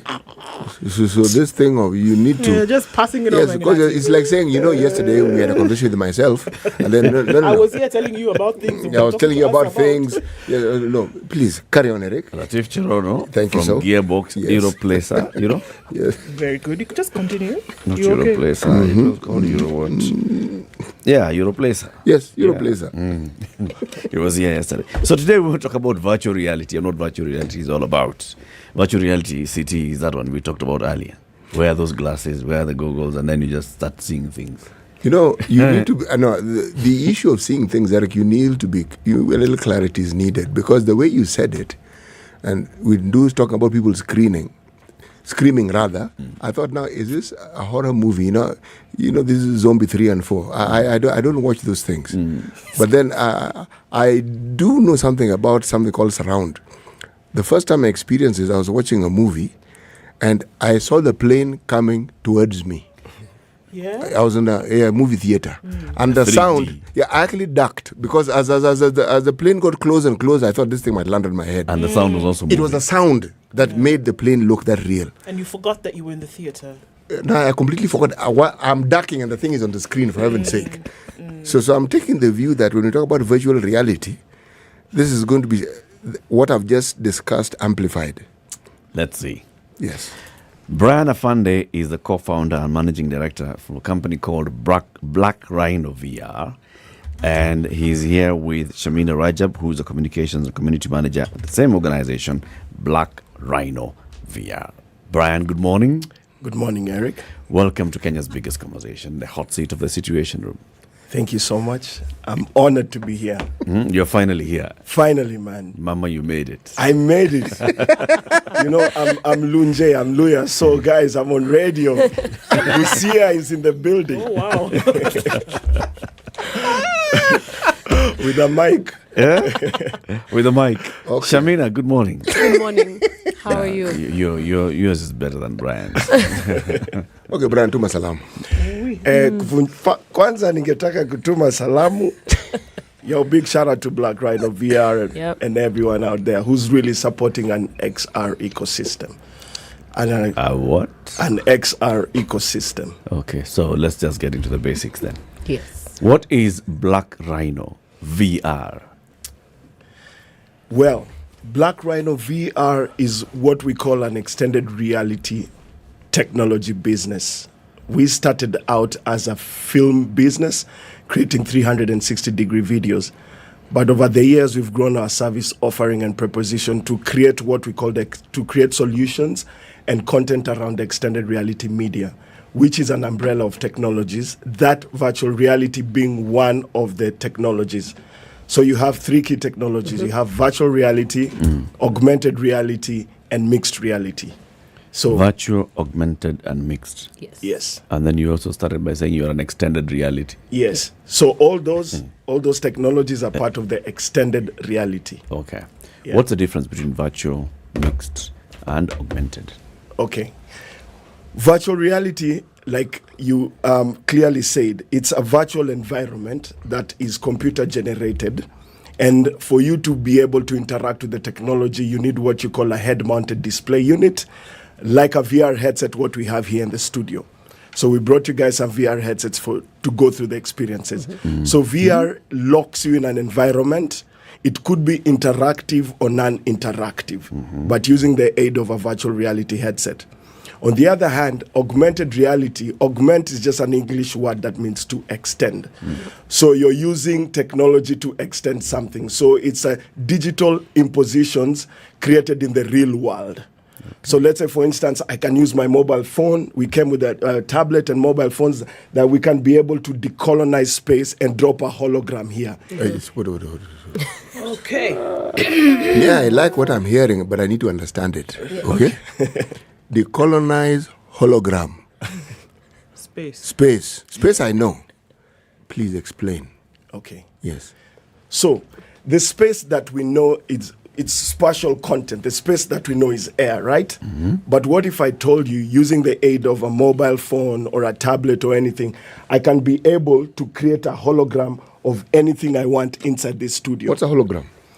So a hologram, in this case, is a virtual representation of something. Yeah. So for you to be able to have this virtual representation, you need light. So the only way, because we cannot create light here, so we need to pass it through a medium. So we have to pass it through, in this case, a mobile phone, for instance. Okay. So if I hold my tablet here or a mobile phone, I can be able to deploy, and that's what we mean decolonizing space. Because the idea behind space has always been that space cannot be repurposed. But the idea behind the technology itself is I can use a tablet, a mobile phone to put a museum inside this space and subsequently decolonizing this space from what it exists. So right now, I can take the tablet and we can deploy a big museum here and you can literally walk in it. So our SpiceFM studio right now, the stage that we have here, there's nothing on the stage. There's nothing. But you can then create something that makes us feel that we are in a museum. Yes. And can we walk through that museum? Exactly. You have the perception of depth, distance, height, and volume. Okay. Why would you want to do that instead of walking into a museum? Very good question. We go back to decolonizing space. Because, for instance, if you cannot walk into a museum, but you have access to a mobile phone, and first, when you're thinking of walking to a museum, there's certain barriers of entry. There's transport. I don't have money to get to the museum. I can't pay entrance. Maybe because there's distance associated with my movement there. You understand? But what if I could actually go into a platform on my mobile phone, click on it, and it can allow me to have a virtual representation of the museum that I could literally walk into it. So the idea behind it is also to use this technology to be able to bridge the gap that exists when people are trying to move. It's also very environmental friendly because you're looking at carbon footprint. How, as organizations, are we going to be able to reduce the carbon footprint in the world? So these technologies can help organizations pivot on it and make sure that these virtual experiences, for instance, one of the use cases is in education. Imagine if kids cannot go into a school trip based on issues. Let's say during COVID, a lot of individuals were not able to travel around. But what if I told you through the technology itself, you could wear a VR headset and actually go through a farm as a school trip without leaving the comfort of your seat? Let's actually start with the basics. Using virtual technology, children could actually have been in a classroom. Yes. From home. From home. Just wearing the glasses, everybody in their own home, but they recreate the environment of their own classroom at school, but without going to school. Exactly. And not just recreating the environment. What if I told you today that I'll take the three of you to Congo or to Nigeria? Shamina, some of the projects, Shamina is here, who can talk about some of the projects that we've worked on and where we're going to actually take you without you guys leaving this studio. Don't take us to Goma. M23. All right, Shamina. Yes. So tell us some of those projects and we can see, start connecting the dots of what this virtual reality is, augmented reality, and the reality. Yes, maybe let me bank on what Brian had already started with education, right? In terms of creating content. So even with the new curriculum right now, a lot of students now need to be more immersed, if I would use that word, in what they're doing so that they can have a high retention rate of the knowledge they're getting, right? So if we could take cameras and go and capture how a farm works in terms of zero grazing or in terms of different ways of farming, irrigation, capture that in a 360 film and put HMDs, head-mounted display units, on children and immerse them in that environment rather than them reading a textbook word for word to memorize. The higher retention is that when they feel like they've experienced that experience, they have seen how the cows move from one place to another, how they eat, how zero grazing works. I feel like the retention rate for the children will be way higher, especially now with attention spans going way lower and lower with so much digital and information overload with the internet, right? So it's also about how the child is learning and how this technology can help that retention rate get higher. And also for them to enjoy learning in general, right? So apart from wearing these things on your head as a child, what's the difference between that and watching a video? So you've come with a screen in the classroom and you've played a video of cows grazing and you're telling them, see that cow, that is zero grazing. You see that, that's paddocking. See that's how you feed the cows. So there's three things that the technology has. So we're going to talk about agency, presence, and something called immersion. So when you're watching something on TV, this is what we call a linear platform. And a linear platform does not allow you to have what we call agency. Agency is the ability for you as an individual to move freely inside an environment, right? So using a VR headset, when you wear it, you have agency of an environment. So it's more immersive, it's more intuitive, it's more visceral, right? And then you go to something called presence. Presence is the ability of the technology to trick your mind and make you believe that you're present in an environment, right? Linear TV cannot do that. Because linear TV will never trick your brain to believe that you're inside a park. Well, that you just had CT. CT was talking about 3D and he ducked. Yes. You see, and with 3D, as much as he's ducking, he's still holding his seat. He's still inside the theater. With this technology itself, you're actually inside the film or inside an environment. So this is what we call presence. And immersion is the ability of the technology to create the presence. So the fidelity of the technology itself, for instance, what we have here is the Oculus Quest 2. It's the best VR headset in the market based on form factor, based on resolution, based on the spatial audio that allows you to feel present. So there's something called spatial audio. And spatial audio is what we call 360-degree audio. When you wear the VR headset, you really feel like you're immersed. And when you have this trifecta combined into any technology that exists in humankind to date, it's the only technology that can be able to do that. And there's a huge distinction between immersive media and linear media. So who can benefit from it? Because if we just listen to the words that we're hearing now, it sounds as though it comes with a pretty price tag, that anybody who's going to go through this experience must then have a few coins to spare. Number one. Number two, if we've also talked about the fact that it allows you to do maybe what physical limitations such as spending on transport and other things would do, then there's also the side which, if you do not have access to this technology, the chances of you then being able to participate in it are much lower. So who benefits from this? And what must you have in order to be able to use it? Do you want to take that, Shamina? I take it. Okay, first, I want to say something that this technology is considered nascent still in the world, right? And because it's considered nascent, it also has certain barriers of entry to the technology itself. And you're so right. Access is one of the challenges. But allow me to also demystify the fact that this is not expensive technology. It's not. It's highly accessible. For instance, right now, for the listeners, go to YouTube, type on your search engine 360 video. Click on the 360 video.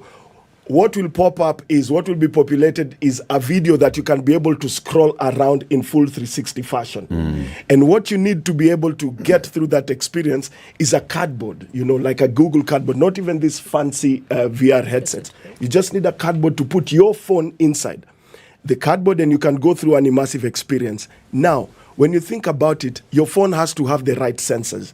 So you need to have two things as sensors. You need to have something called a gyroscope and accelerometer. And the only way you'll be able, let me slow down my roll.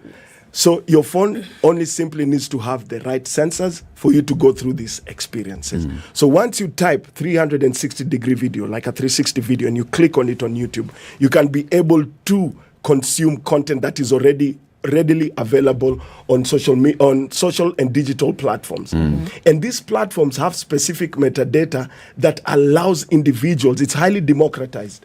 You can be able to go through this experience. So the barriers of entry, to be honest with you, are not more technological. The barriers of entry is more mindset. Or awareness. Awareness. We need to change because this technology is highly foreign. So in Africa, we have something called technology anxiety. Because we don't know this technology. We have to build technology trust to trust it, right? So the barriers of entry are usually reduced because it's not expensive to access this technology.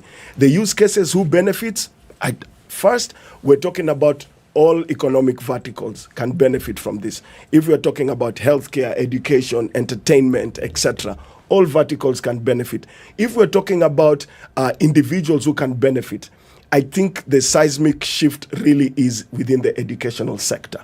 As much as other sectors can benefit from this, I believe the educational sector can really benefit from this. So basically, all a school needs to do is invest in a couple of these, and then you do away with school trips. Not do away. It's not here to replace life. It's to complement. It's to complement. Yeah, it's to complement. Hiyo mambo ya kuitishwa pesa ya school trips. Bwana, mtaitishwa pesa ya kununua hii. One off. Let me explain something real quick.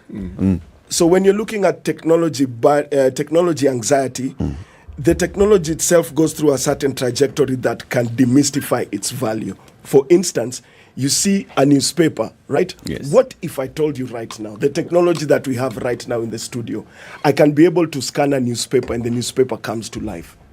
What if I told you that these billboards that you see all over Nairobi, digital infrastructure for billboards, is going to be obsolete because your phone is pretty much the interface you need to scan a billboard and the billboard comes to life. This is augmented reality. You actually augment digital images superimposed in the real world.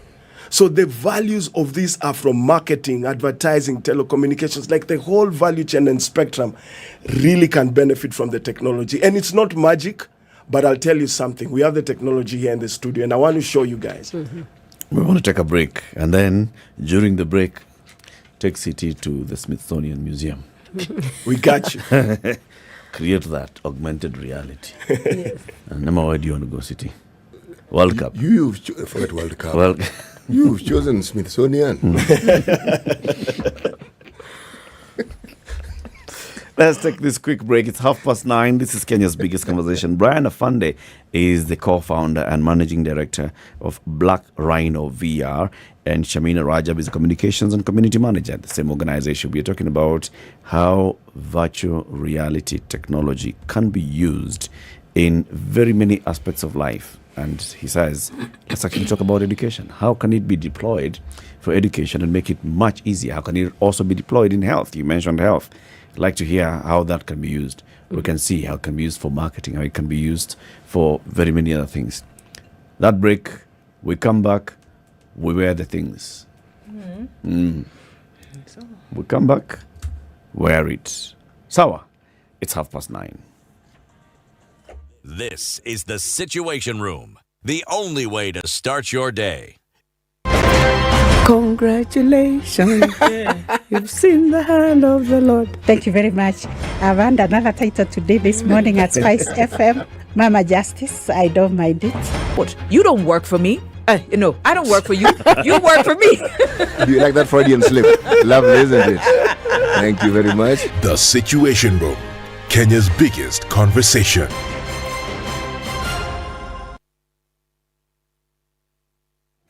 All right, so we're still looking at rainy conditions in Nairobi at 18, highs of 23 and lows of 15. 15 will also be the low in a mostly cloudy Nakuru, going to highs of 23. We'll see highs of 22 in a rainy Nyeri at 19, and it's 18 and mostly cloudy in Eldoret, highs of 23 and lows of 13. 29, sunny conditions in Mombasa now, highs of 31, and we'll go to highs of 30 in Malindi, where it's drizzling in some parts. Mostly cloudy at 23. In Kisumu, highs of 26, and we'll see highs of 24 in Kakamega. 22 and cloudy in Kampala. It's 30 and raining in Dar es Salaam. Looking at 21 now and sunny conditions in Johannesburg, highs of 26, and we'll go to highs of 32 in a cloudy Lagos at 25. It's 24 and sunny in Kinshasa, highs of 30 and lows of 24, and 14 in Beijing. We'll go to highs of 15 and lows of 0. 10 degrees and cloudy in Paris, highs of 13, and 13 will be the high in a rainy London at 8. It's warming up slightly. It's now 6 degrees in New York. Tuesday night coming into Wednesday. We'll see highs of 12 and lows of 4.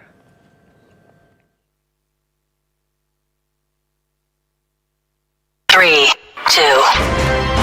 Everybody, welcome to Kenya's biggest conversation. Heri Latifa, Kismuga, Madam Du, nimesalamia wote sana. Tumepokea salamu, asante sana. Hapa Garissa today the weather is very good, only that baridi inatupeleka mbio sana. The baridi ni degree ngapi hapo? Hata sijui, lakini madam tunakauka sana. If you want to follow the money trail, you've got to think like a thief to be able to catch that thief.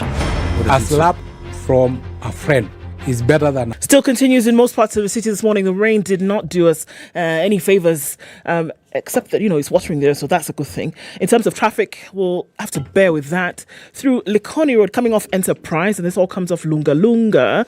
We're looking at it heavy, then touching on the interchange, then going towards the Southern Bypass. So that still continues there. The Thika Superhighway still with quite some traffic just around the Pagani Underpass, but it's looking better coming off of Kiambu Road. In that whole Limuru Road area, coming off Gigiri, etc., still continues with traffic this morning. Let's keep an eye on things through the morning. SpiceFM KE on Twitter.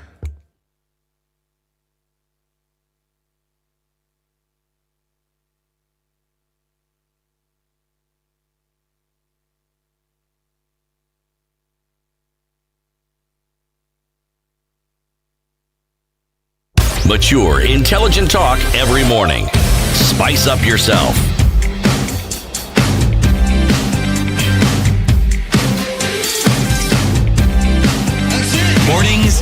done right. 94.4 Spice FM, Nairobi. Conversation continues with Brian Afande and Shamina Rajab from Black Rhino VR. We're talking about virtual reality. So, Brian, you said it can be used in education. How can it be used in health? So, one of the things, let's talk about also how we can be able to transition. Let me give you a classic example on how we even transition from education to health, and then we dwell on health, right? So there's people who have been historically marginalized, especially when it comes to the educational sector.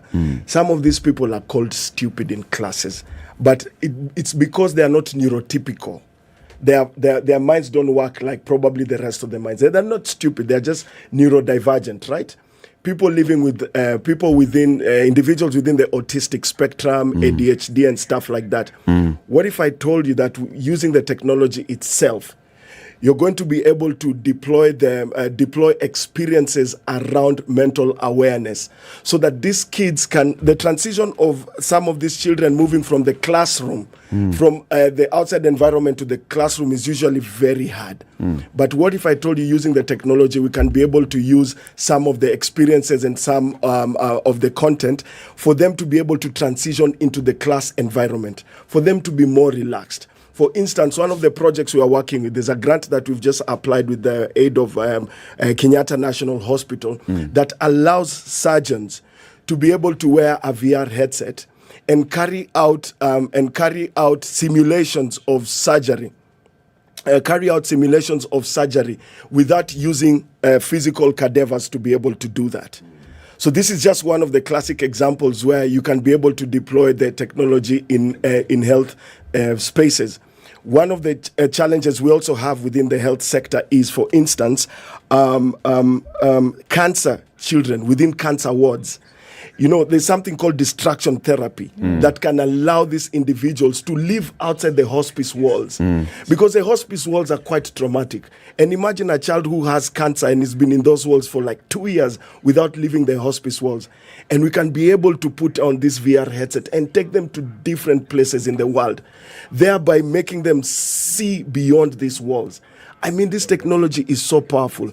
And the way it should be applied, really, when you're looking at the educational and the health sector, should be in a highly pragmatic way. For instance, like you see your colleague right now, he's in Nigeria. City is all over. City should actually tell us what he's experiencing right now. So City is wearing this thing. So you can tell us in the actual microphone, CT. Once upon a time, he's in Dandora right now. What I'm actually seeing is not just a still picture. I can see people. No, I am actually observing it. You're just standing. Yes, I'm standing, and as I turn my chair, I'm actually turning my body and seeing what's around me. Then I'm looking at the dump site. I can even tell you some of the plastic and the names written on the plastic. I can even tell you, I can even see children playing next to the dump site. Yes, my goodness. Imagine what this technology can actually do.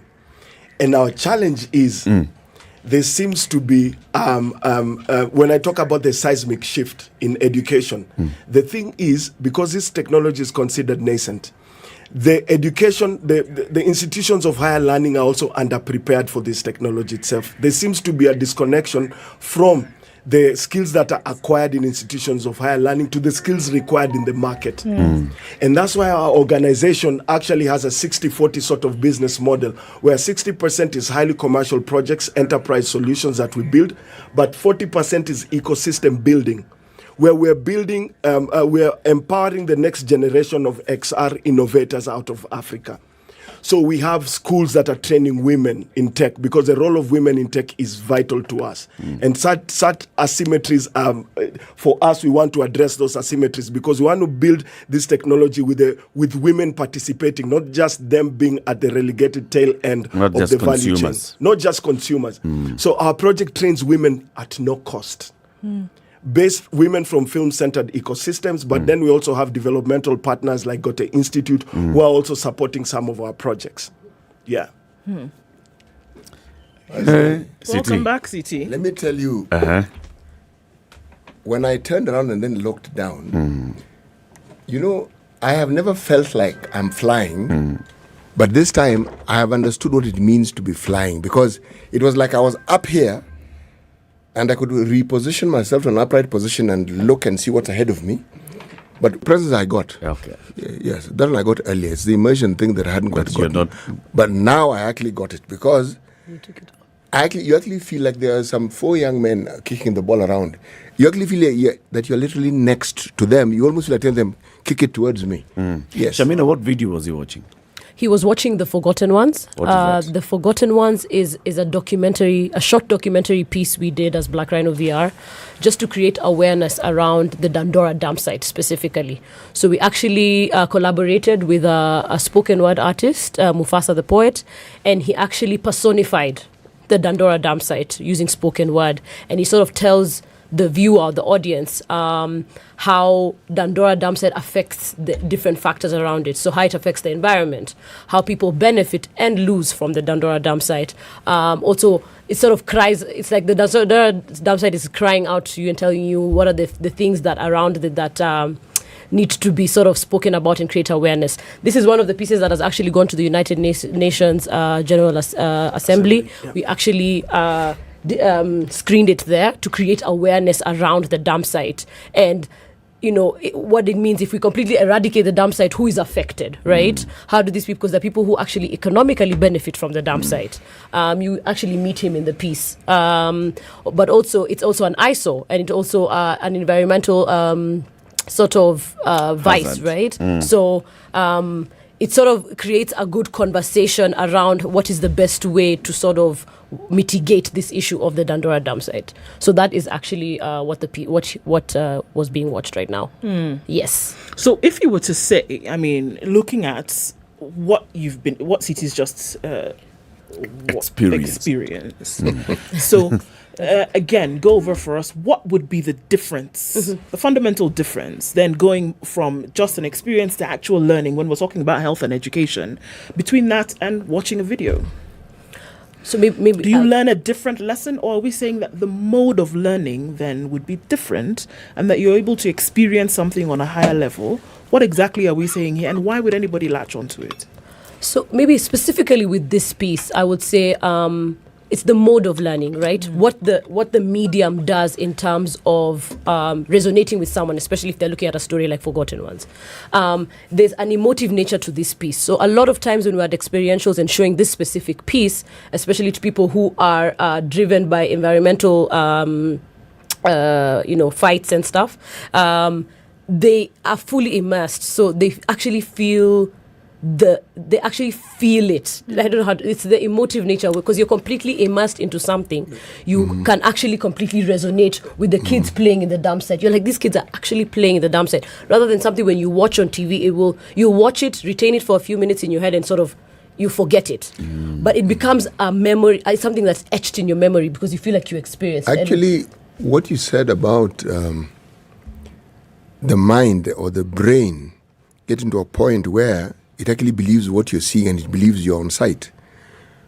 The thing that I kept waiting for and I didn't get was a smell of the dump site. Thank you. That's the only thing remaining from reality. Yes, because I kept feeling this. I ought to be getting the smell from this dump site, and I wasn't. And now that I'm sitting here and I've removed those huge goggles, what's happening is that I'm actually feeling like I have physically left the place I was in, and I'm now back in the studio. Because place. When I was watching, I was actually not in the studio. I thought you were going to say when I was there. Exactly. Yes, I was. I'm. As we're talking, this is what my mind is telling me, that okay, now you've left Dandora. You're now back in the studio. So connect for me, CT, from that experience. Yes. Do you see children or learners? Let's not just talk about children. Learners of whatever age using this to actually learn better?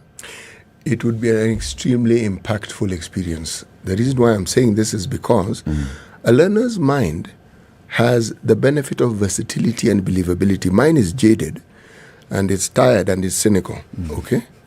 Now, imagine someone who is eager to learn, doesn't know anything and wants to learn, and instead of telling them, now, look at, they can actually see the now, and they look at, they're experiencing it. It's many things combined into one. the impact in my mind would be profound. Wow. So instead of but then there's a cost here. Because let's say the story of Luanda Magere. Yeah. You write a book and you tell the story. If you were to tell the story of Luanda Magere via virtual reality, where then the children feel that they are taken to that age where this is Luanda Magere and somebody goes and spears his shadow and Luanda Magere dies. And getting into that immersion, it'll cost you a lot to produce that, won't it? It would, but it also costs you a lot to produce a film on linear. There's always a cost attached to it. And I feel like the benefit, for instance, let me give you something that I've practically done in my house. I have 2 sons, 6 and 4 years old. And one of my sons was learning about space exploration. So I took this VR headset. I got content that we hadn't produced. It's online content about the USS. It's the Oscar-winning. It's an Oscar-winning experience where you get into a spaceship in zero gravity. And I put this headset on my son. My son right now can tell you stuff about zero gravity. He's only 6 years old. And my wife is a teacher. And my wife looked at the power of the technology and she said, babe, this is amazing that my son can actually tell you right now that he sat in a spaceship. He was with the captain. He had a crew and they were in space. And this was the experience based on his perspective from above and out of this world. Right. And when you look at the technology itself, let me also say that this is part of what we call the 4th Industrial Revolution. And the 4th Industrial Revolution, believe it or not, will fundamentally change the way we relate to each other, the way we work, the way we socialize, everything. The way we respond to it as Africans is so important. In its scope, complexity, and scale, we need to look at it as the future of the internet. So you have the 4th from the 1st Industrial Revolution to the 4th. Now we are at a point where the 4th Industrial Revolution is being propagated by the internet. So when you hear about the Internet of Things, blockchain, you hear about AI and all this stuff. This is part of the 4th Industrial Revolution. Now what has happened over the years is there's mammoths of companies that have closed down because they didn't innovate enough to be part of this revolution. This technology, by all means, is the interface of the 4th Industrial Revolution. So if there's a young person, or even there's an older person listening to this out there, we really need to understand what it means to be in the 4th Industrial Revolution. And how we respond to it as Africans is so important. And that's why this technology right now is at the cornerstone of the 4th Industrial Revolution, because it's how the different applications, blockchain, Internet of Things, will interface with the real life. Imagine having AI that when you wear the VR headset, having AI that can actually be able to simulate some of these experiences based on the things that you're thinking about in your mind. This is where the technology is going, and this is where we are in the global scale. It's messed up, man. Even with Eric's glasses, you could have wearables and have his notes in his glasses with reality. Yeah, that's mixed reality because Shamina, you have a very strong point. Like Eric, just with your wearables, you could superimpose digital images while talking to your colleagues here, but then you're just controlling everything using your wearables. Exactly. I have to tell you about state capture. State capture. And you're looking at it. A fancy teleprompter. Yeah. Tell us then about the augmented reality. This thing that you're saying that you can, decolonize space, left, and the other. Can you do it here? I'm doing it right now. And Ednah, you'll be able to capture it. It can be captured on camera. Yes. Okay, Ednah. So this is an app. You see, you can see the environment, right? I'm going to click on this, and I'm going to walk through a real estate property that we built. This is part of decolonizing space. Look, I'm actually walking in the property. I can change the color. Boss, that's on your screen. It's not in our studio. Bro, imagine that. Wait, you see that SpiceFM on this side? Oh, yeah. If I walk in, the curtain opens itself because we built sensors inside. It opens and you can see that. So imagine when you're selling houses off plan, and you could actually decolonize the space of your house where you could walk through a house that you're trying to purchase and literally walking through the house, change the floors, the texture of the tiles, texture of the seats, colors, everything. I think even for architects, right? with your clients, and you would like them to imagine the house that they're building. If you're looking at flat land with no house and you want them to imagine how their house would look like, imagine if they could generate their house in this digital format and have you walk through your house and actually feel how your floors will be, how high your ceilings would be, how the bathroom would look. I feel it'll make also the architect's job easier because there won't be much changes, Wow. I'm going back to education, because if you look at gaps that were felt during COVID-19, for example, and presenting opportunities where children can learn. However, the infrastructure upon which technology like this can sit is fundamental to its success.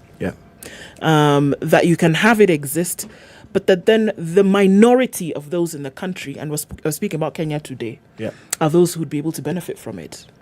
How would it be then made available, across board? If we're saying as well that the cost is not prohibitive. So, with education, I think we also need to look at educational reforms. Sit down with the Kenya Institute of Curriculum Development and make them understand that this revolution is here.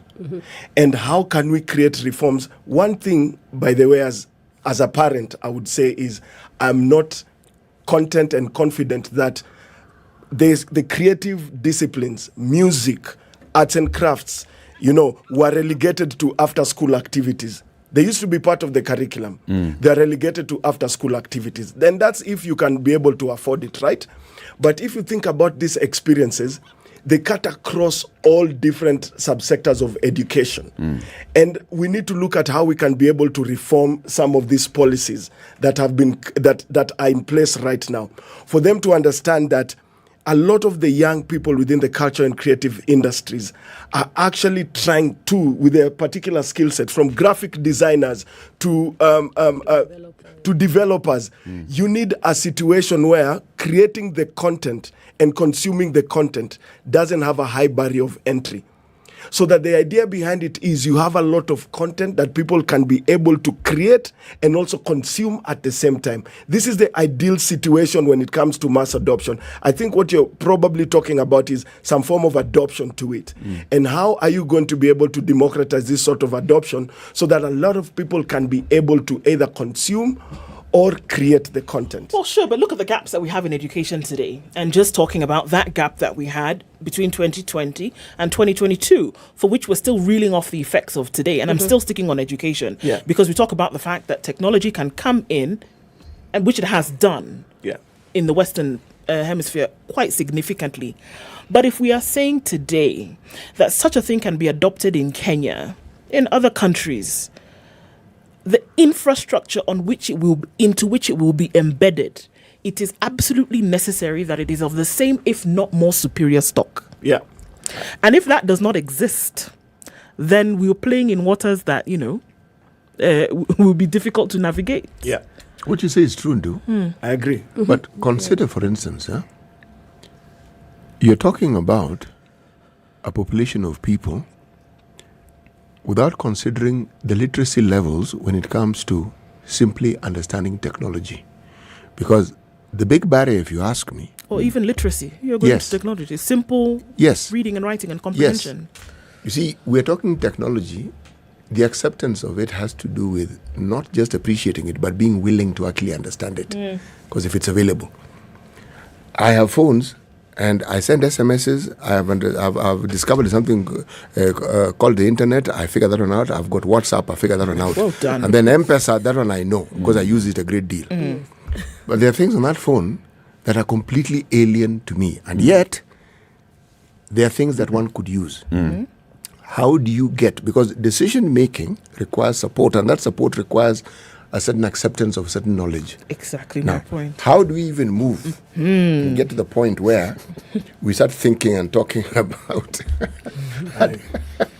adapting this when we have this entire population of decision makers who are like me? An inch. This is it.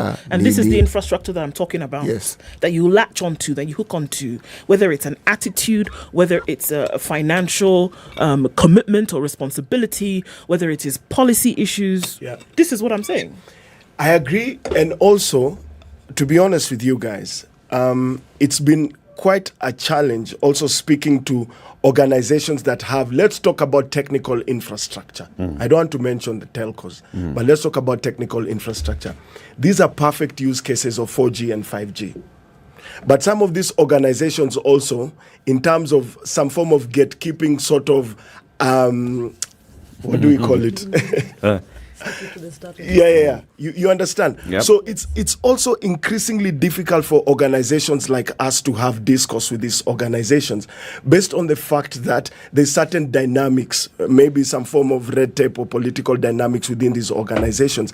But this is the classic example of how infrastructure, 4G and 5G, can help propagate and lead to mass adoption. You know what it is? It is basically lack of awareness. So you know what you know, you're very passionate about it, and then you're going to speak to somebody who doesn't know, and it'll take a while before they actually can relate to what you're talking about. And then they're looking at this and thinking, so cost implications, so cost of adoption, so cost of rolling it out. So how do I even now, if it's taking me this long to get convinced to understand, these guys, if I take their idea, then it's upon me to go and convince my higher ups. It's a whole long journey.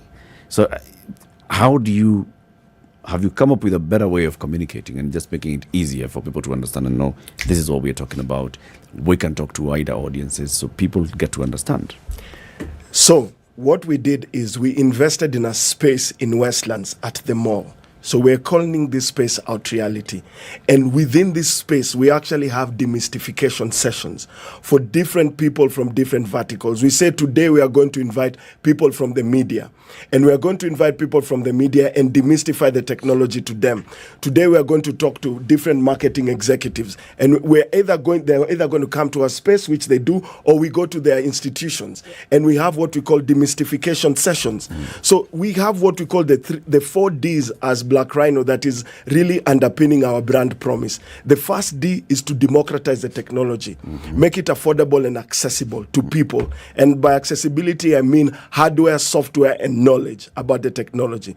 The second D is to demystify. Because of technology anxiety, we try to demystify the technology itself by speaking about it, by showing different use cases of the technology. And the third D is to deploy. And deployment is actually building the blocks of the future.